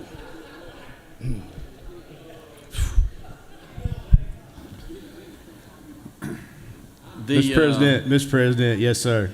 I yield the well. Oh, come on. Oh, come on. Mr. President, I would ask that 2 more questions. Let me see who I want to pick here then. Let me find somebody funny. Senator from the 8th. That's Does the senator yield? Yes, sir, I yield. Senator, I understand your primary occupation is that of a farmer. Yes, sir. Do you think you're pretty knowledgeable in the farming industry? Some days. Are you bringing that same level of knowledge to this bill today and to your work here in the Senate? As much as I possibly can, yes, sir. Senator, one quick question. How many square feet are in an acre? 44,000 some odd feet. Senator, it's 43,560. Does the senator further yield? Yes, sir. Senator, I understand that you are from Alto. Senator, I understand that the elevation in Alto is 1,394 feet. And I understand that Alto got its name because of your lofty elevation. Yes, sir. So, Senator, as you're serving in this chamber, do you come in here thinking that you come from a part of the state that is in a higher plane than the rest of us? No, sir, I don't. I'm actually from Lower Alto. Recognize the senator from the 6th. Thank you, Mr. President. Does the senator yield? This is the most dangerous one, but yes, sir, I do. Senator, I have it on good authority that your grandfather once called you a gosh darn pirate. Would you mind sharing with this body why that was the case? When I was in high school, I had 5 earrings, sir. 5 earrings. Senator, I want you to look at lines 13 of your bill and then explain tell this body, did you remove those earrings when you went before Cookie Monster? Yes, sir. I removed the earrings. I have not worn those earrings in some 26, 27 years. All right, well, I know you'll yield for this. Let's yield for the video and check the footage on that. Oh boy, oh boy, oh boy. Here we are at the String Bean Farm. Hello, Farmer Drew. We need string beans to make grassy-looking dog treat. Can you help us, please? Hello, Cookie Monster and Gonger. Welcome to the String Bean Farm. Sure, I can help you. We've got lots of string beans. String beans are a pole bean. They grow on vines and wrap around trellises as they get bigger. They're called string beans because they have little string. Senator, do you think you have a future in acting? Clearly not. Do you think you have a future in this Senate? I would like to think so. Well, maybe we can help you pass your bill. Good job. All right, last one. Senator from the 2nd. Thank you, Mr. President. Senator, do you yield? Yes, sir. Senator, didn't our illustrious President of the Senate yesterday say that if you want to solve a problem, he heard that you would just get a farmer to solve that problem? Is that not true? That's right. And Senator, you are in fact a farmer. Is that not true? Yes, sir. And Senator, are you not solving a problem? The senator knows of what he speaks. Then Senator, I'm happy that I-16 will vote on your measure today because you're following the wisdom of the illustrious President of the Senate. Is that not true? That's true. Yes, sir. I yield the well. It's probably better that way. Hey.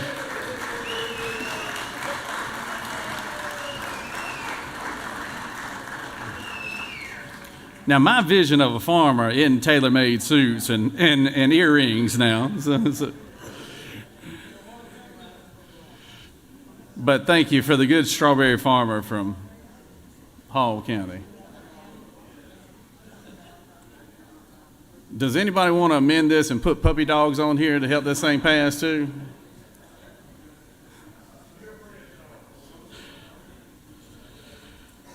All right. Does any senator wish to speak for or against the measure? Chair hears none. Is there objection to the previous question being ordered? Chair hears none. The previous question is ordered.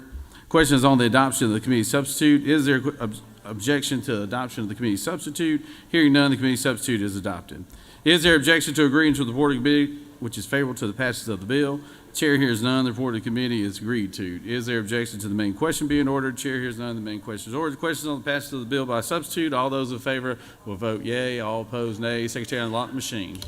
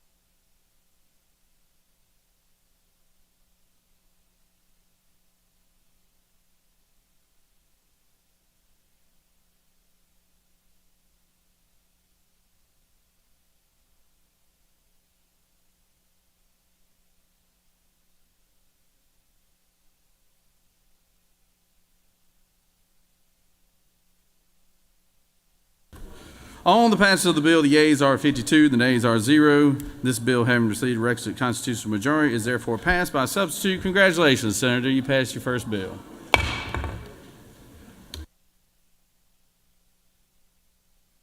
Moving on to Senate Bill 21. The Secretary will read the caption, and also he'll go ahead and read the amendments that have been put forth already.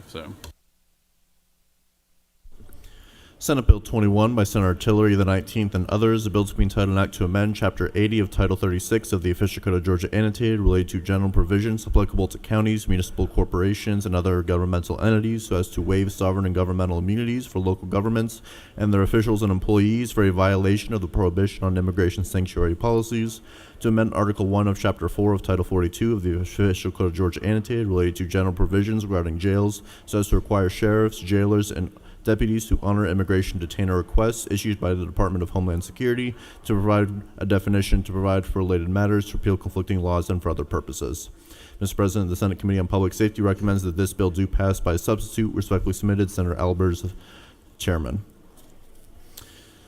Mr. President, the Senate Committee on Public Safety offers the following substitutes to Senate Bill 21, a bill to be entitled an act to amend Chapter 80 of Title 36 of the Official Code of Georgia annotated related to general provisions applicable to counties, municipal corporations, and other governmental entities so as to waive sovereign and governmental immunities for local governments and their officials and employees and for other purposes.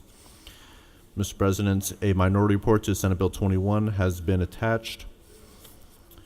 Mr. President, Senator Mangum of the 55th offers the following amendment number 1 to amend Senate Bill 21 by replacing lines 34 and 35 with the following. 1. Comply with, honor, and fulfill any request made in, striking the, inserting an, immigration detainer notice, inserting provided, however, that when the facility of a custodial authority has reached capacity limits for the housing of inmates and the person subject to the immigration detainer notice is in custody for a misdemeanor charge, such person shall be held no longer than 90 days from the last date of contact from the federal government. And Mr. President, Senator Tillery the 19th offers the following amendment 1A to amend Amendment 1 by striking lines 5 and 6 of Amendment 1 and putting in their place, detainer notice is in custody for a misdemeanor charge if a local government or local government office is sued for holding someone longer than 90 days. The state shall assist in seeking indemnification from the federal government. And Mr. President, that completes the order.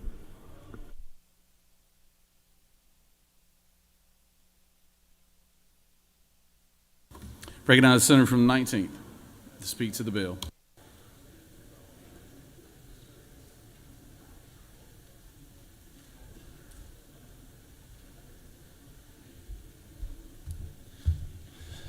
Thank you, members of the Senate. Thank you, Mr. President, members of the Senate. Senate Bill 21 just adds teeth to Georgia law. We currently have laws in place regarding immigration, and some of those laws in Georgia are not being followed. And all Senate Bill 21 says is if you're not going to follow Georgia immigration law, will you waive your sovereign immunity if something bad happens because you were not following Georgia immigration law?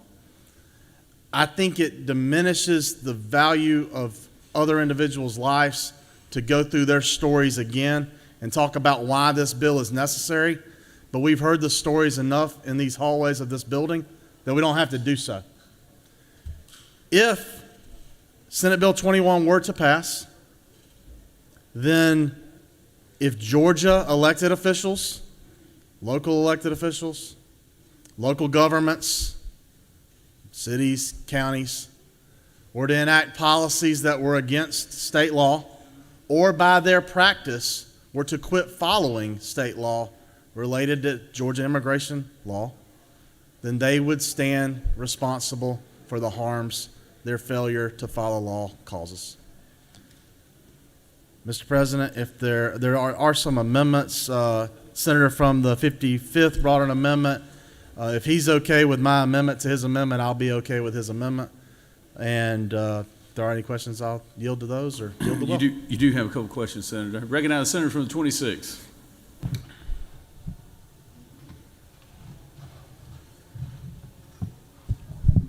Senator Yu. Yes, sir. Senator, what is the Georgia law on immigration? Yeah, there's several. What we say right now in Senate Bill 1105 that our body passed last biennial, we say that if local governments have to apply to be involved with the 287G program. We say that if an immigration hold is issued, that the local governments have to hold an individual for that period of time, until ICE comes to get them or until the immigration hold expires. All this bill does is says, hey, if you're not going to follow those laws that are already in place with Georgia regarding immigration, then you stand civilly responsible if harm were to result because of that. Senator, would this have anything to do with ICE? Oh, I think if you mean the Immigrations, Customs, and Enforcement, they're the ones who issue immigration holds to begin with. But isn't it true that the president has issued an order across the country and used military as well as ICE officials to go into cities to so-called, what they call a roundup of immigrants? If that is the case, this bill does not address that at all. The president has the ability to order the military to do whatever he says and whatever he wants, I guess. But I'm talking about on local officials. Well, pursuant to federal law, what Senate Bill 21 says is Georgia's already passed its own immigration laws. And if local officials wish to ignore them, then they run the peril of being held legally responsible.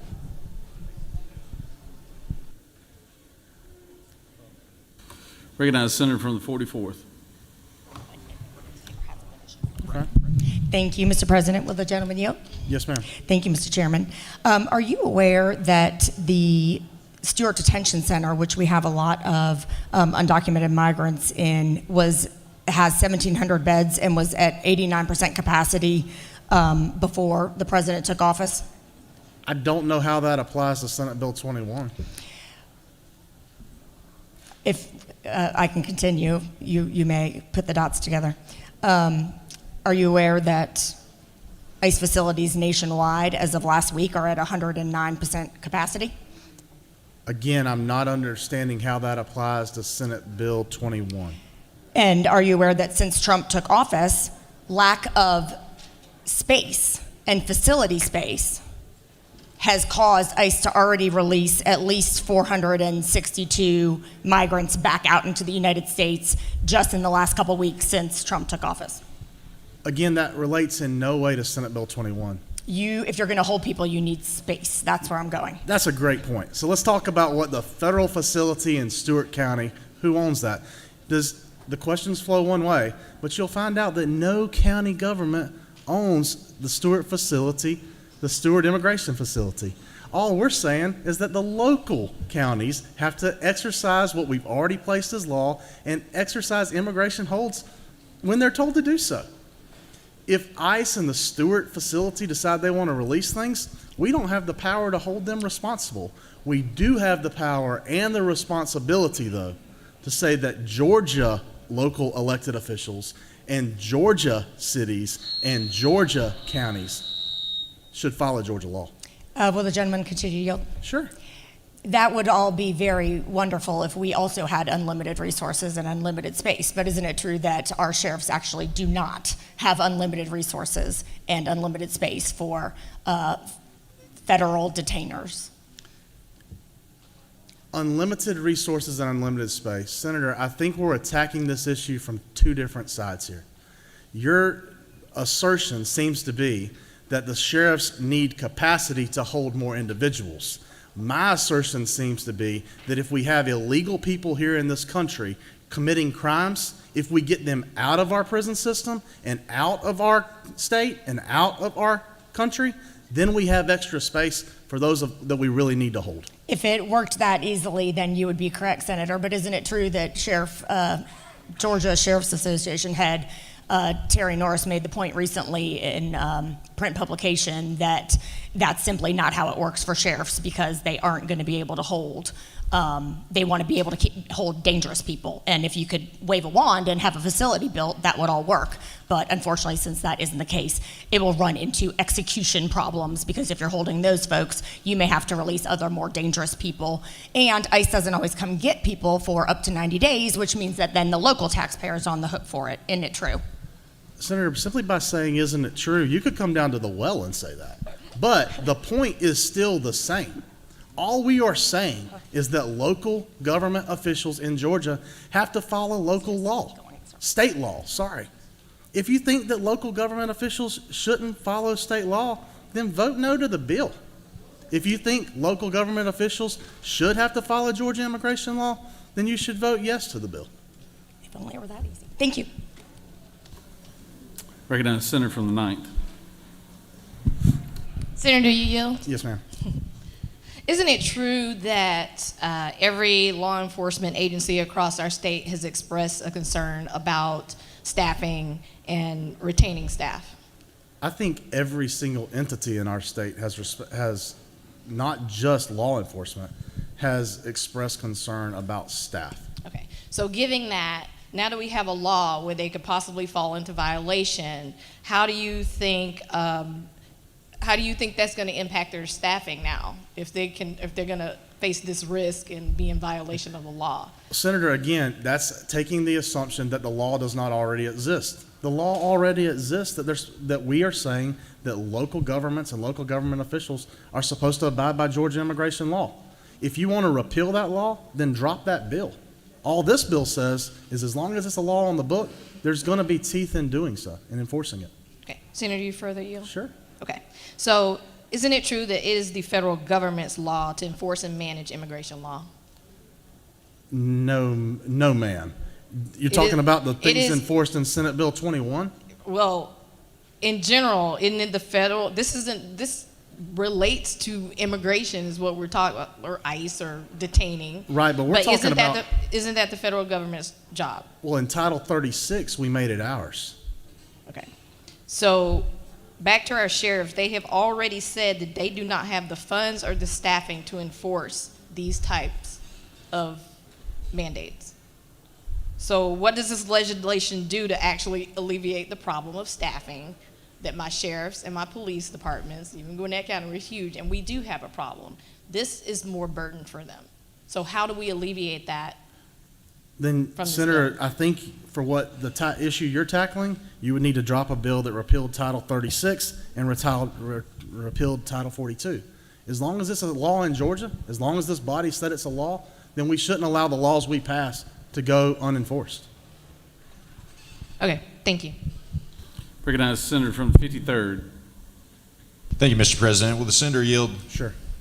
I know you're frustrated with these is it not trues, but is it not true that this piece of legislation will likely save lives by dissuading liberal officials from implementing woke policies? Senator, the thought is that all we're trying to do is enforce Georgia law. And if Georgia law were enforced, there are examples that are not in our distant past where lives would still be here. Recognize the senator from the 46th. Thank you, Mr. President. Will the senator yield? Yes, sir. So this bill would essentially give a remedy to people like the parents of Blake and Riley in the event local governments don't follow our state law to protect us from dangerous aliens in our midst. That's correct. And the hope would be that by having that mechanism for enforcement, that local governments would understand the harm that they've committed towards their citizens and would act differently. And if they fail to do so, then they can be held responsible directly by those that are harmed. Correct. Thank you, Senator. Recognize the senator from the 31st. Thank you, Mr. President. Will the senator yield? Yes, sir. Senator, can you talk to us about the last several years where we've seen local law enforcement have the experience under the Biden administration where ICE would never show up and pick up detainees when reported to the federal government?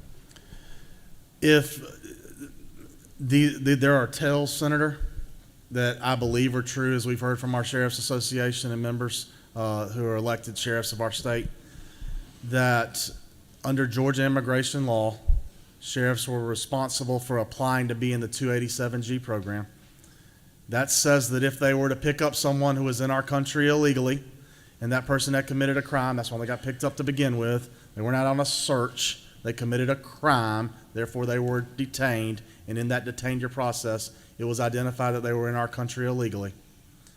Those sheriffs would then send notice to ICE, Immigrations, Customs, and Enforcement, and say, hey, I think we have someone here who's breaking federal law, and under state law, I'm letting you know that person's here. Many times that person will be held and held and held to the point that ICE just never showed up. Georgia law does also, or federal law provides that after a certain period of time, I believe it's 72 hours, that those sheriffs would then just release those folks to commit again. That's how we've ended up with many of the tragic events that we've heard about, not only across our nation, but also here in our state. Will Senator further yield? Yes, sir. Senator, is it not true that one of the things we learned last session in the Senate Judiciary Committee is that even under pardons and paroles, when an ICE detainer is identified potentially on an inmate, that even when our state has contacted ICE, ICE has never shown up? There were instances in the past where that did occur. Yes, sir. Thank you, Senator. Senator, one last question, if you will. Can you talk to us just in terms of the bigger picture of, I guess my question to you is this not one more thing in terms of we are cleaning up failed policies of the past? Is it not true that this is one more thing that unfortunately we're seeing states like Georgia and Texas and others in order to secure local communities because prosecutors are not following the rule of law? We're having to take steps in order to keep local communities safe. Is that not true? In our state, we have seen a politicization of the law, and it has become popular at times to take positions to say that while this may be the law, I'm not going to enforce it. But that's become such a hot button issue as it relates to immigration that I think our state has to take a different position. You see, there's only 2 or 3 ways to move people. You can move people by the threat of jail time. You can move people by the threat of money, losing money. This bill doesn't seek to try to put anybody, any local official or local government in jail because they're not following Georgia law. It says instead that we're going to create, if necessary, a financial incentive for you to obey Georgia immigration law as a local government or a local government official. And the way we intend to enforce that is by if our citizens are harmed because you did not, as a local government or a local government official, abide by Georgia immigration law, well, that citizen has a right to seek redress from you. Mr. President, I think we've said as much as could be said about these 3 pages. Again, it doesn't change Georgia immigration law. All it does is provides teeth to those who are being aggrieved by local governments and local government officials who are not abiding by Georgia immigration law. I'd urge your favorable consideration, and I'll talk with the senator from the 55th about what he'd like to do with his amendment. Thank you, Mr. President. I yield the will. The senator is yielded. Senator from the 7th, would you like to speak to the bill?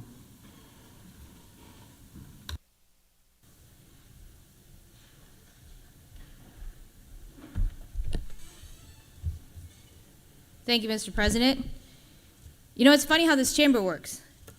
Just last week, we heard a whole lot from our colleagues across the aisle about tort reform and how we need to crack down on frivolous lawsuits, about how we need to protect hardworking Georgians from being dragged into court over baseless claims.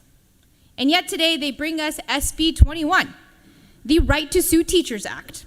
That's what this bill is. Let's not sugarcoat it. Let's not hide behind legalese. This bill creates a new way to go after our teachers, our school districts, our public servants, all under the false pretense of enforcing laws that are already on the books. There is no sanctuary city in Georgia, not a single one.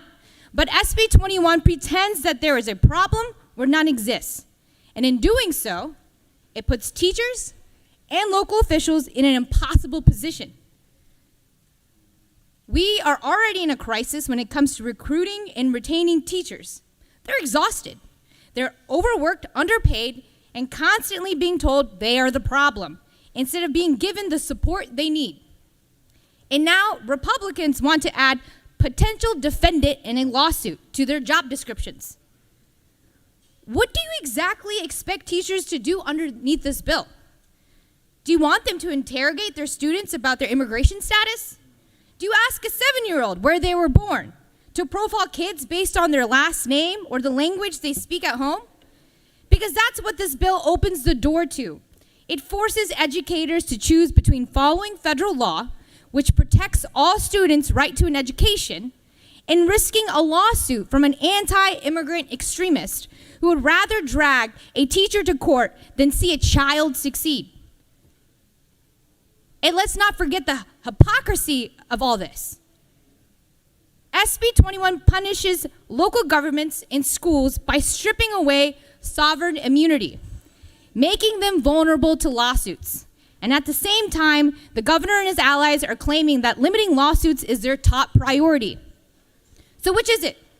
Do we want to limit lawsuits, or do we want to weaponize them against teachers? This bill doesn't make Georgia safer. It doesn't improve public education. It doesn't even do what its supporters claim it does, because local law enforcement is already complying with the law. But it will lead to harassment, intimidation, and fear in our schools. And let's be honest about who will bear the brunt of that. It won't be the wealthy private school kids that some of our colleagues send their children to. It won't be students whose parents have the means to lawyer up. No, this bill will target immigrant kids, kids from working class families, kids who have done nothing wrong except try to learn in peace. SB 21 is cruel, it is unnecessary, and it is shameful. I urge my colleagues to reject this bill. I yield the well. Thank you. Recognize the senator from the 9th.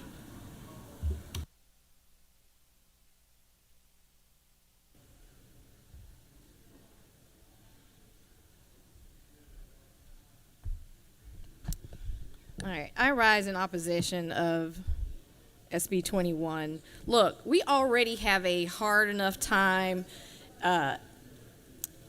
attracting quality workers. You know, our government agencies are having a hard time. Our law enforcement, and I know in my county in Gwinnett, is having a hard time attracting good law enforcement, both in the sheriff's office and just in our county offices. And I'm pretty sure that many of you here are having the same problem in your counties. And SB 21 is just going to make this problem worse. It basically is an unfunded mandate in place without actually calling it an unfunded mandate. Because now we got to figure out how to hire more people and find the money for it in our local governments, as well as making sure that we're even attracting people into the job to do what this bill is asking for.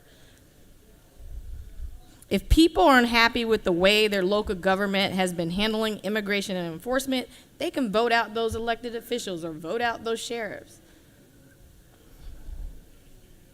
The state just doesn't need to go in and have this blanket mandate that would affect all of our counties. And that it is as far as I understand it, it is the federal government's job to enforce immigration policy and spend its own resources doing so. I don't see them giving those resources down to my local law enforcement. And in many cases, they're failing to meet our sheriff's office at a reasonable middle ground while they're even doing this work. Did anyone even talk to our local law enforcement and really get their input to see how they feel about this or how they're going to enforce it? And if the Trump administration wants to spend their billions of dollars on immigration and, locking up folks and snatching up people, let them spend their money on that. But it's going to be really hard for our local governments and putting that more burden on them, and now they may face violation and losing their sovereign immunity because they're not complying with state law. I just think we have some better solutions than like SB 21. And I really wish we would have worked with our local sheriff's offices and heard from them to find something that was amendable to them and making sure that they have adequate staffing to do it. Mr. President, I yield well. Oh, sorry. I'm going to take questions. All right.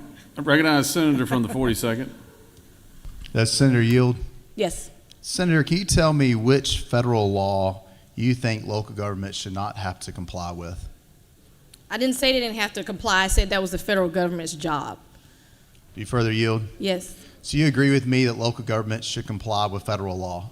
It absolutely should, but they should not overburden us while trying to comply with that, and they should be working in cooperation with our local governments. And they should make sure that we have the proper resources to comply with them and work with them. Do you further yield? Yes. Which state law do you think local governments should not have to comply with? I think local government should have to comply with all of our laws. That's not what I'm saying. But what I am saying is this is on the burden of the federal government to enforce. And if that is the case, they should be working with our local law enforcement and ensuring that we have the proper staffing and that we're working in cooperation with them to be able to even comply. But right now, that I don't see where we're even taking that into consideration. And at the end of the day, I do think this is more of the federal government's burden. Do you further yield? Yes. Will you agree with me that nothing in this bill places a new burden on local governments? The bill simply says local governments must follow state and federal law, which you said you agree with. Yes. Isn't that Senator, true? it would place a new burden on them if we do not have if our local law enforcement does not have the adequate staffing to comply. Do you further yield? Yes. What's that new burden this bill will place on the local governments? You're actually asking them to enforce. It's going to take more manpower, possibly, to enforce what we're requiring. And it is, at the essence, doing the federal government's job. And we need to make sure that we have enough local law enforcement that can comply with what we're asking. Do you further yield? Yes. Isn't it true that One more no question. local government will have any issues, any new burdens under this bill as long as they follow state and federal law? I don't know that, and I don't think anyone in this body has asked all of our sheriffs that question either, or local law enforcement. Do you further yield? No. Do you One yield more the well? question. One more question, Senator. One more question. We can go all day 'Cause if we you want. have some more questions. That's the only. But go Do you ahead. further yield? Yeah, I mean we can stay here all day. Yes. Well, I'm just going to ask you again to point in the bill, show me which line in the bill creates a new law, a new burden on local governments. Okay. It's not a new law or a new burden. That's not what I'm saying. But we will hold them in violation, or I'm saying it's an added burden. Maybe is what I'm saying. Do you further yield? Yes. What's that added burden? Again, we have to make sure we have the proper staffing and workforce to comply. And I don't know if I'm answering your question. Can I ask you one last question, see if you'll agree with this? Yes. The only new burden that would be on any local government would be the burden of responding to a lawsuit when they did not comply with federal and state law. Isn't that true? But now we're opening them up to a lawsuit when they might not even have the capacity to comply with immigration. If they're not complying with federal or state law, right? Yes.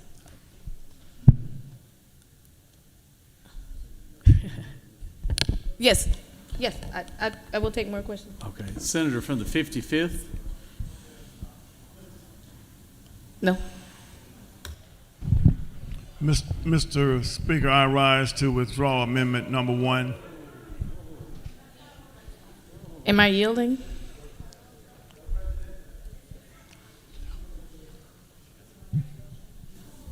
Okay. Hold it. Not the proper time, Thank you. Senator. Sorry.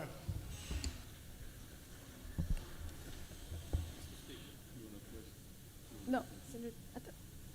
Recognize the senator from the 41st. Thank you, Mr. President. Senator, do you yield? Yes. Senator, a previous senator mentioned that we are not trying to put people in jail if they don't comply. We are instead using this different tool which opens them up to lawsuits. However, isn't it true that last year we passed a bill that makes it a misdemeanor if sheriffs do not comply with this bill? That is correct. Do you further yield? Yes. Isn't it also true that since we've passed HB 1105, there have been no misdemeanors charged to any municipality or county government for violating the sanctuary laws? Isn't that true? That is true. Do you further yield? Yes. So another senator mentioned that, we're having to clean up some mess from some other local people for not following the law. But would it be fair to call this a cleanup bill, since we've already done this work last year by making it a misdemeanor, and now we're cleaning it up, or maybe sharpening it a bit by adding another stick when it's clear that the first stick already worked? Yes, Senator, that would be correct. Thank you for yielding for so many questions. Senator, you got a couple more questions, but you're welcome to yield at any time. Okay. I yielded well. I thought Rashawn had a question. Senator has yielded. Senator from the 55th, for what purpose do you rise? The distinguished senator from the 55th asks unanimous consent to withdraw Amendment 1. The senator has requested to withdraw amendment number 1. Is there objection? State your inquiry. Point of order, Mr. President. I'm sorry, I didn't listen. Point of order. I just want to make a point, Mr. President, that I believed that I'd worked with a senator from the 55th and amended his amendment and was going to be okay with that. However, if we're going to withdraw with Amendment 1, would it not also be true that you're now withdrawing the agreement that I put as Amendment 1A? Senator knows what he speaks. Just want to make sure I understand that everyone understands why I now will probably have to oppose Amendment 2, since the deal with Amendment 1A has been revoked. All right. The senator from the 55th is requested to withdraw, and we do have an objection. No objection. No objection. Without objections, Amendment 1 is withdrawn. Which clearly makes 1A moot. We've had a couple of extra amendments added since the debate started, so Secretary, read the amendments.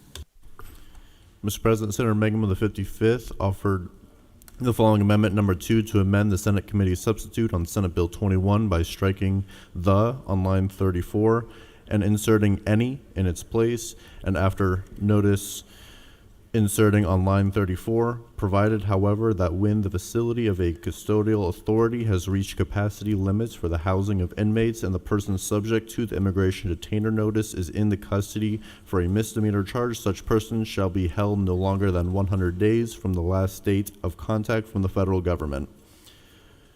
Mr. President, Senator Mangum of the 55th offered the following amendment number 2A to amend Amendment 2 to the Senate committee substitute of Senate Bill 21 by inserting 98% of after reached on line 8. Mr. President, that completes the order. I recognize the senator from the 55th to speak to his amendments.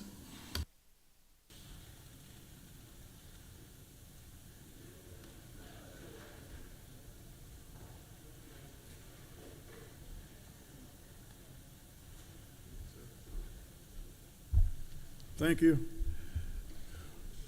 I rise for Amendment 2 and then really 2A. I basically went from 90 days to 100 days, and basically this speaks to the issue of the capacity of our law enforcement agents.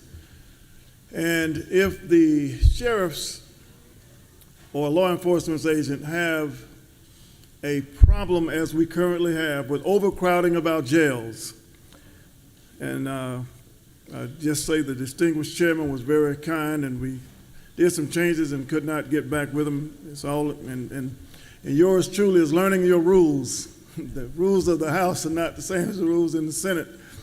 But this goes to the issue of housing the overcapacity and dealing with the housing and overcapacity. If there is a misdemeanor and there is a notice that is given, that person is held no longer than 100 days from the date of last contact from the federal government. If they don't come and get them, they are not going to be liable, lose their immunity over a misdemeanor, because not a felony, but a misdemeanor, so that our jails are not able to take felonies in. And because we do have a capacity problem, we do have a problem that is, we don't have enough employees to deal with this issue. This is an issue that can be taken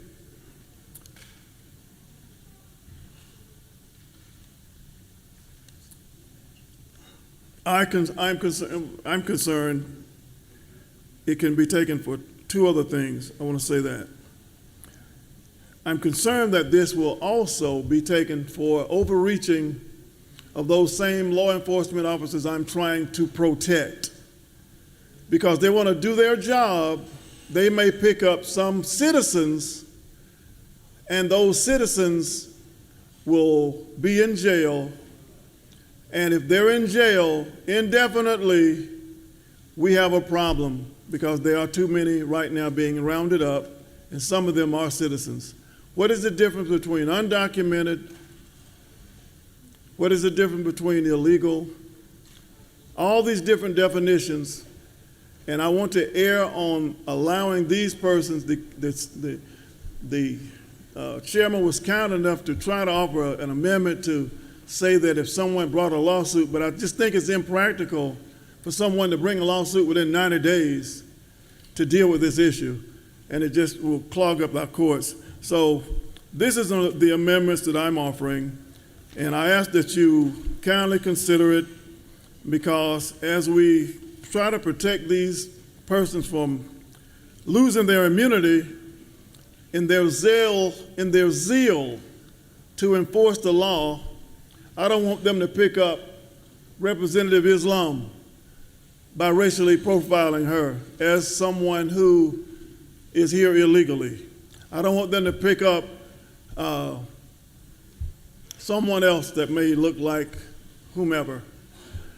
Pick me up and put me in jail. So thank you for your consideration. The other thing that will happen with this bill, in my zeal to protect the very people from losing their immunity, is I expect that persons will not call for felonies or misdemeanors for fear of those persons being held and detained by mistake and filling our jails up. So that's the consequences that we're dealing with. We do have an immigration problem. I do commend this body for dealing with the problem. Our federal government failed to deal with it forever, but now it's in Georgia. And if you would consider this, our jails are full, and I don't want a murderer not being in jail because of some misdemeanor. And at least if they don't come in 100 days, we can work with that. Thank you very much. I yield the well, unless I yield the well. You do have a couple questions, Senator, but you're always welcome to yield. It's not a hard, it's just yes or no. Yes. All right. Recognize the Senator from 29th. Thank you, Mr. President. Senator Yield. The senator does yield. Senator, can you tell me the difference in time on a misdemeanor and a felony? 1 that year. a person's required? 1 year penalty. Senator, is it not true that it's 12 months? Well, 12 months is 1 year. It's a half a dozen or a dozen, whichever you would like, whichever you choose. Is it not true that law has a distinction between 12 months and a year? I'm sorry. Repeat that, please. Is it not true that the law views 12 months and a year differently? It depends on the context. Yes, sir. And would it also not be true that the maximum sentence on a misdemeanor in Georgia is 12 months? The maximum they can serve imprisoned? In a county jail? Yes. Well, that's not true. There are people that are sitting over in the Fulton County Jail for a misdemeanor over a year because they've never gone to a jail. I mean, before a judge. And if you don't go before a judge, no one knows that it is a misdemeanor. Those individuals, Senator, continue to yield? The senator will yield to the distinguished gentleman from the 29th. Thank you. Senator, is it not true the people you're talking about in the Fulton County Jail, as I was proud to be the chair of that subcommittee that studied the Fulton County Jail, they have yet to be adjudicated guilty or innocent. Is that not true? The distinguished gentleman knows of which he speaks, and that is my point.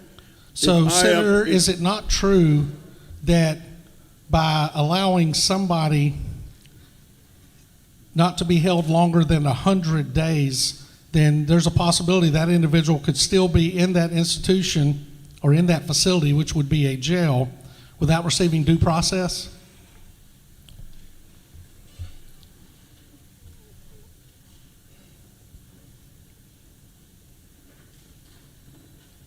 I think due process in this context is whether or not a federal agent comes and picks someone up that is accused of the crime of being in this country illegally.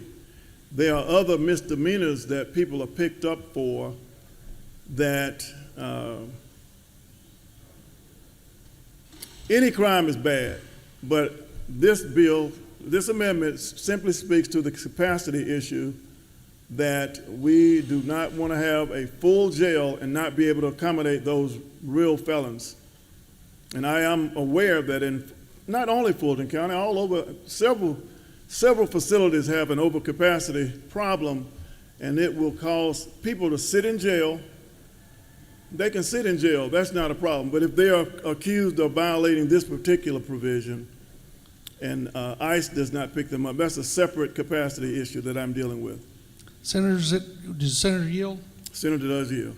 Senator, is it not true that the ICE detainer time starts once the case is adjudicated, not while the individuals are waiting to be adjudicated? If I will yield to the speaker for that particular proposition, I am not able to admit or deny that. Thank you, Senator. Thank you. Recognize the senator from the 19th.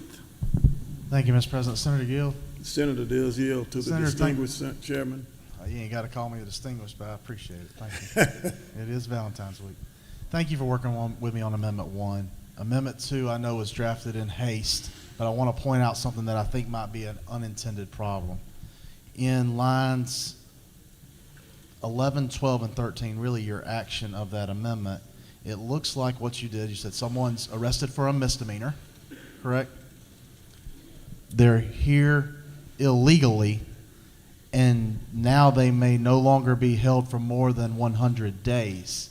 Senator, I think what you were after here was trying to say at immigration, detain your hold of more than 100 days, but do you think you may have accidentally grabbed and made it such that if someone's here illegally and creates a misdemeanor, that they can be kept for no longer than 100 days, even for the underlying crime? No, that is not the intent of this bill. I didn't think that was the intent. I don't know that we have time to fix that, but I wanted to point that out to you so you'll understand my future objection that may come. I yield the well at this time. Thank you. All right, thank you. Thank you, Senator. Senator's yielded well. Recognize Senator from the 56. Would you like to speak to the bill?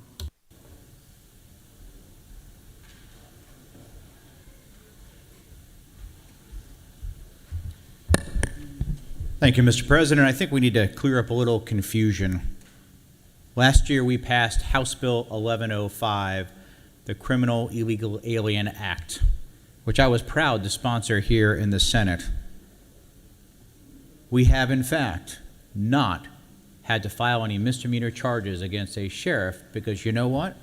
It's working. Most of our sheriffs out there do a phenomenal job each and every day.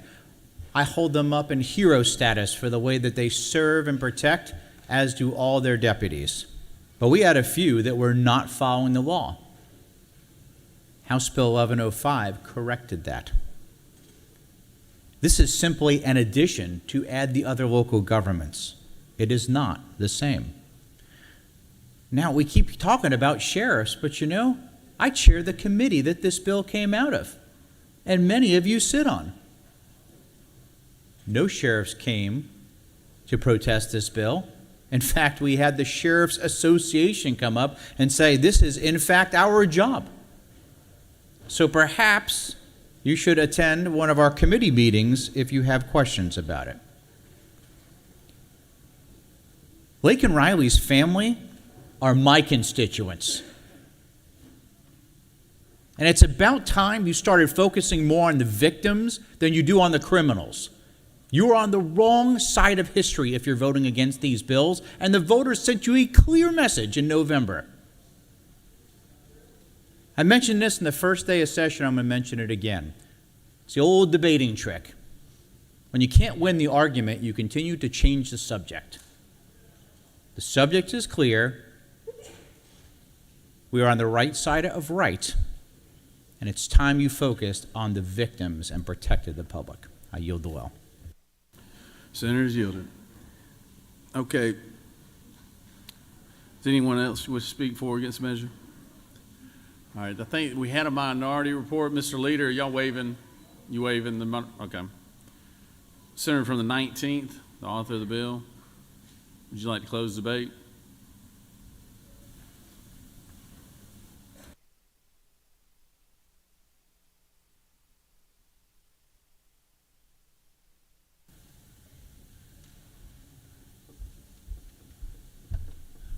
Thank you, Mr. President.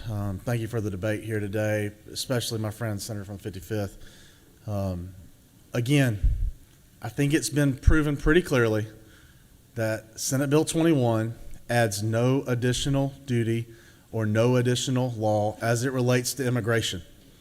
All Senate Bill 21 says is if you want to be a cavalier, run a press release out and say you don't want to abide by Georgia law or Georgia law doesn't apply in your city, state, or town, that you run the risk of there being harm caused by your not following Georgia law, and you now hold responsibility for that. There's no new duties, no new responsibilities, simply a new punishment if you continue to say that the actions of the General Assembly have no effect in your town. Appreciate working with the senator from the 55th on the first set of amendments, and he has been very kind to work with, and I want to acknowledge that and tell him thank you. On Amendment 2, I think in the haste of the redraft, we actually take and make a distinction that I don't think anyone in this building wanted to make, which says that just because you happen to be here illegally, the max amount of time you could ever serve for a misdemeanor is 100 days. That is not what the goal is, and I'm going to ask you to oppose Amendment 2 because of that. Amendment 1 has already been withdrawn. That means Amendment 1A has already been withdrawn. If you oppose Amendment 2, you're going to have a very clear decision to make. Do you think Georgia immigration law should be enforced? Or do you think that Georgia immigration law should be able to be absconded by local government officials and local governments? If you think the words that we put on paper and pass have meaning, I ask you to vote yes. If you think that they don't, then I'd ask you to vote red. Thank you, Mr. President. I'll yield the will. Thank you, Senator. Okay, we have two amendments, 2 and 2A. We're going to go with 2A first. Is there authored by the senator from the 55th? Is there objection to 2A? Amendment 2A, is there objection? Without objection, 2A is adopted. Amendment 2, authored by the senator from the 55th. Is there objection to Amendment 2? There is objection. All those in favor of the amendment will vote yea. All those opposed, nay. Secretary, unlock the machine.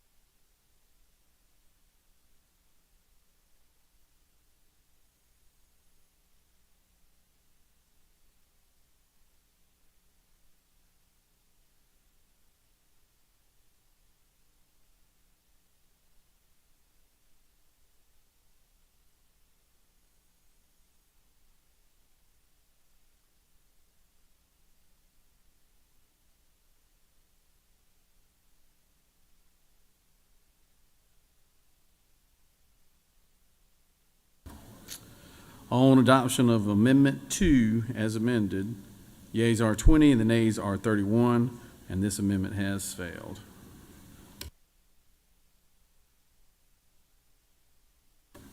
Question is on the adoption of the committee substitute. Is there objection to the adoption of the committee substitute? Hearing none, the committee substitute is adopted. Is there objection to agreeing to the report of committee which is favorable to the passage of the bill? Chair hears none. The report of committee is agreed to. Is there objection to the main question being ordered? Chair hears none. The main question is ordered. All those in favor of the bill will vote yea. Opposed, nay. Secretary, unlock the machine.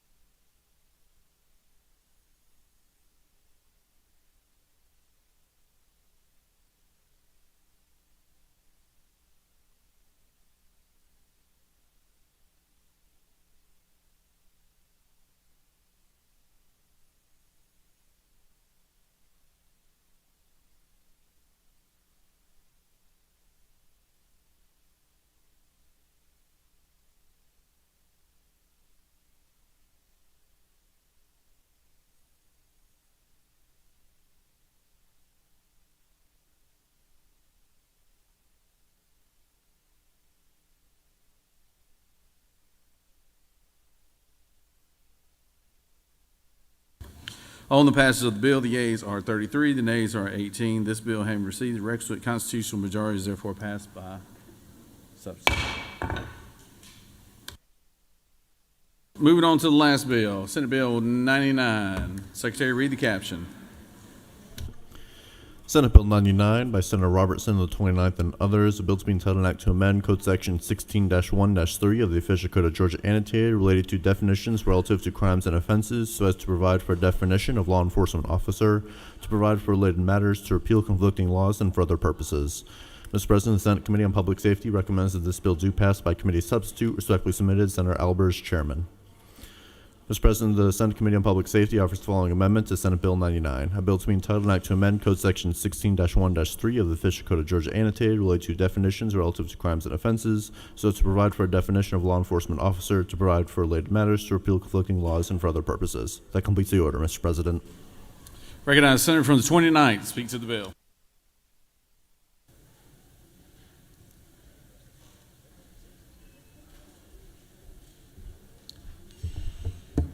Thank you, Mr. President. Colleagues, I come before you with, I hope, something much simpler than what the senator from the 19th just brought before us. If you look in Title 16-1-3 of Georgia Code, you'll find what it contains is a list of definitions. It defines what a felony is, it defines what a prosecutor is, finds just basically as you move through Title 16, you reference back to those definitions so you'll know what they are. And so what we do is we add a definition of law enforcement officer. And if you see from line 9 through 23 on the green sheet, you see what we've done there. There's two things that I want you to make note of, if you will. On line 15, an appointed chief of police or department head of a law enforcement unit who has not completed the applicable training required by Code Section 35820. 35820 defines what the responsibilities are of a police chief.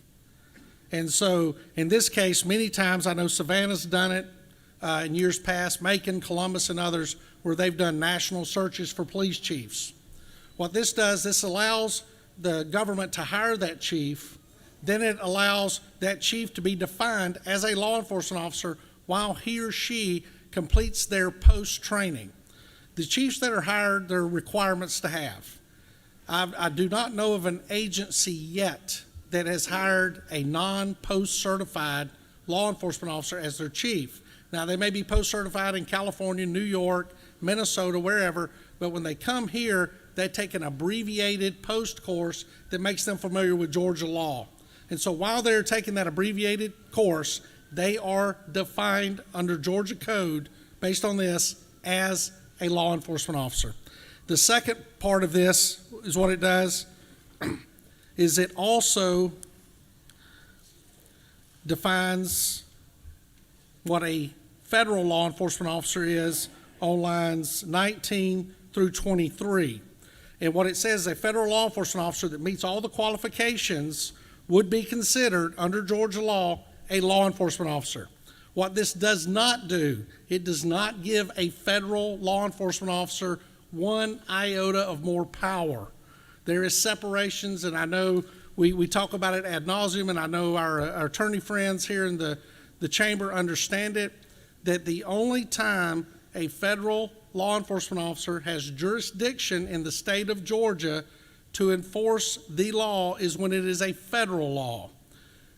The only nuance to that is if that federal officer is deputized as a part of a special task force to enforce state law with a state law enforcement agency as the umbrella when there are federal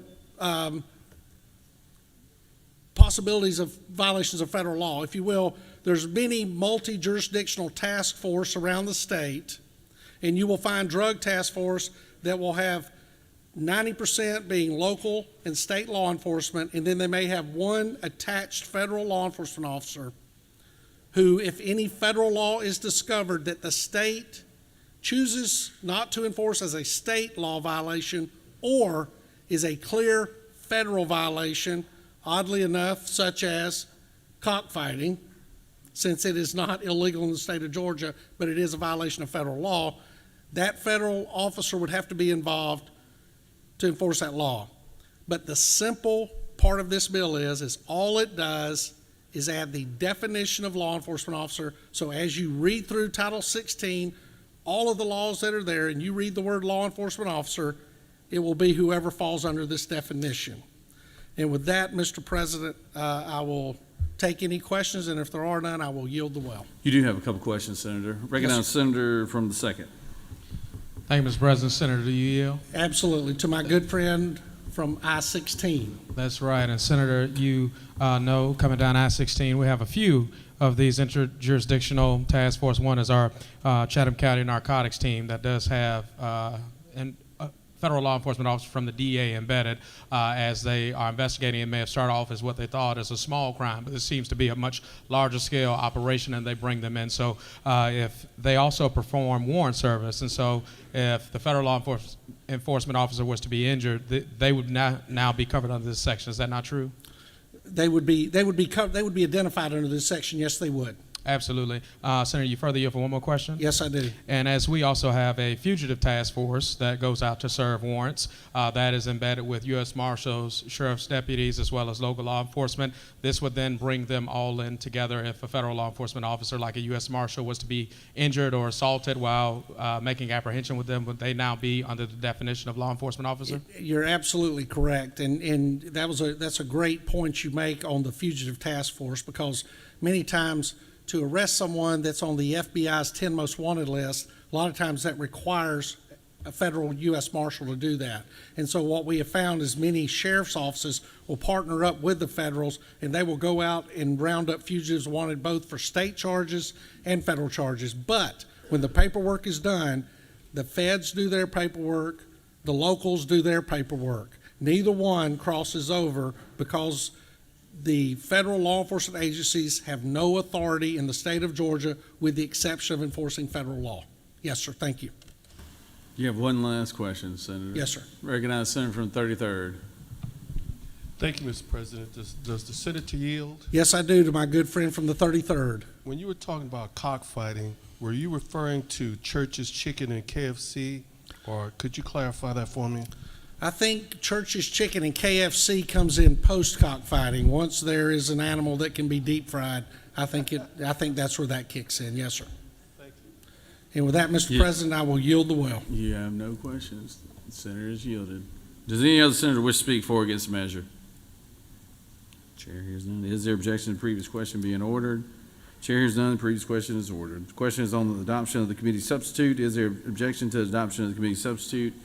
Hearing none, the committee substitute is adopted. Is there objection to agreeing to the report of committee, which is favorable to the passage of the bill? Chair hears none, the report of committee is agreed to. Is there objection to the main question being ordered? Chair hears none, the main question is ordered. Questions on the passage of the bill by substitute. All those in favor vote yea, all opposed nay. Secretary, unlock the machine.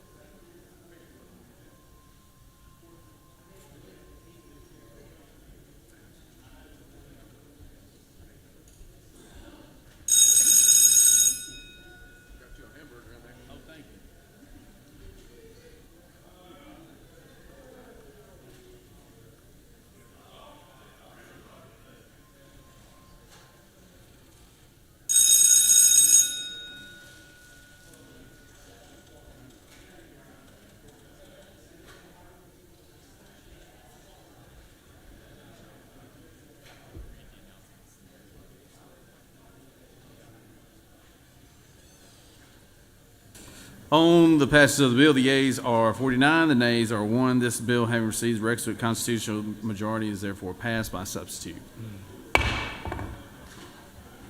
Recognize the majority leader for a motion. Thank you, Mr. President. I move that the Senate stand adjourned pursuant to SR 6 until 1 p.m. on Tuesday, February the 18th. Secretary, read the announcements. Mr. President, the Rules Committee will meet upon adjournment in room 450 in the Capitol. At 1:30, the Education and Youth Committee will meet in room 450 in the Capitol. At 2:30, the State and Local Governmental Operations Committee will meet in Mez 1. At 2:30, the Judiciary Committee will meet in the room 307 in the CLOB. At 3:30, the Regulated Industries and Utilities Committee will meet in room 450 in the Capitol. At 4:30, the Insurance and Labor Committee will meet in room 125 in the Capitol. That completes the order, Mr. President. Go ahead.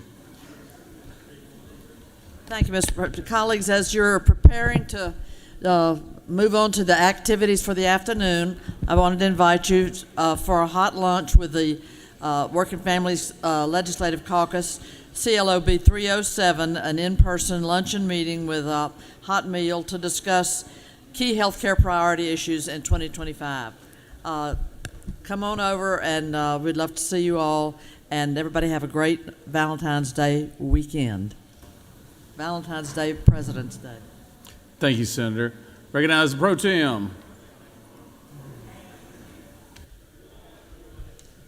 Thank you, Mr. President. This is just to remind folks or let you know that our photo that we take for the entire Senate is going to be next Thursday. You'll remember about a week or so ago we had it scheduled. We had to move it. But it's going to be next Thursday. So for those of you that travel and go home for the weekend and pack and come back for the week, bring your favorite suit and favorite tie, even fancy farmer ties, whatever you want to be memorialized in our Senate composite photograph. That'll be next Thursday here in the chamber. Thank you, Mr. President. Thank you. Senator from 19th, you have an announcement? Senator from the 8th, are you going to wear some of your Elvis paraphernalia for next week's photograph? You got your glasses right there. That's funny. All right. The majority leader has moved. The Senate stand adjourned until Monday, 1 p.m., February 18th. Excuse me, Tuesday. Yeah, it's President's Day. Oh, yeah, don't forget, it's Valentine's Day tomorrow, too, guys. So you better go shopping this afternoon. All right. All those in favor of the majority leader's motion signify by saying aye. All those opposed, no. No. The ayes clearly have it. Have a good weekend.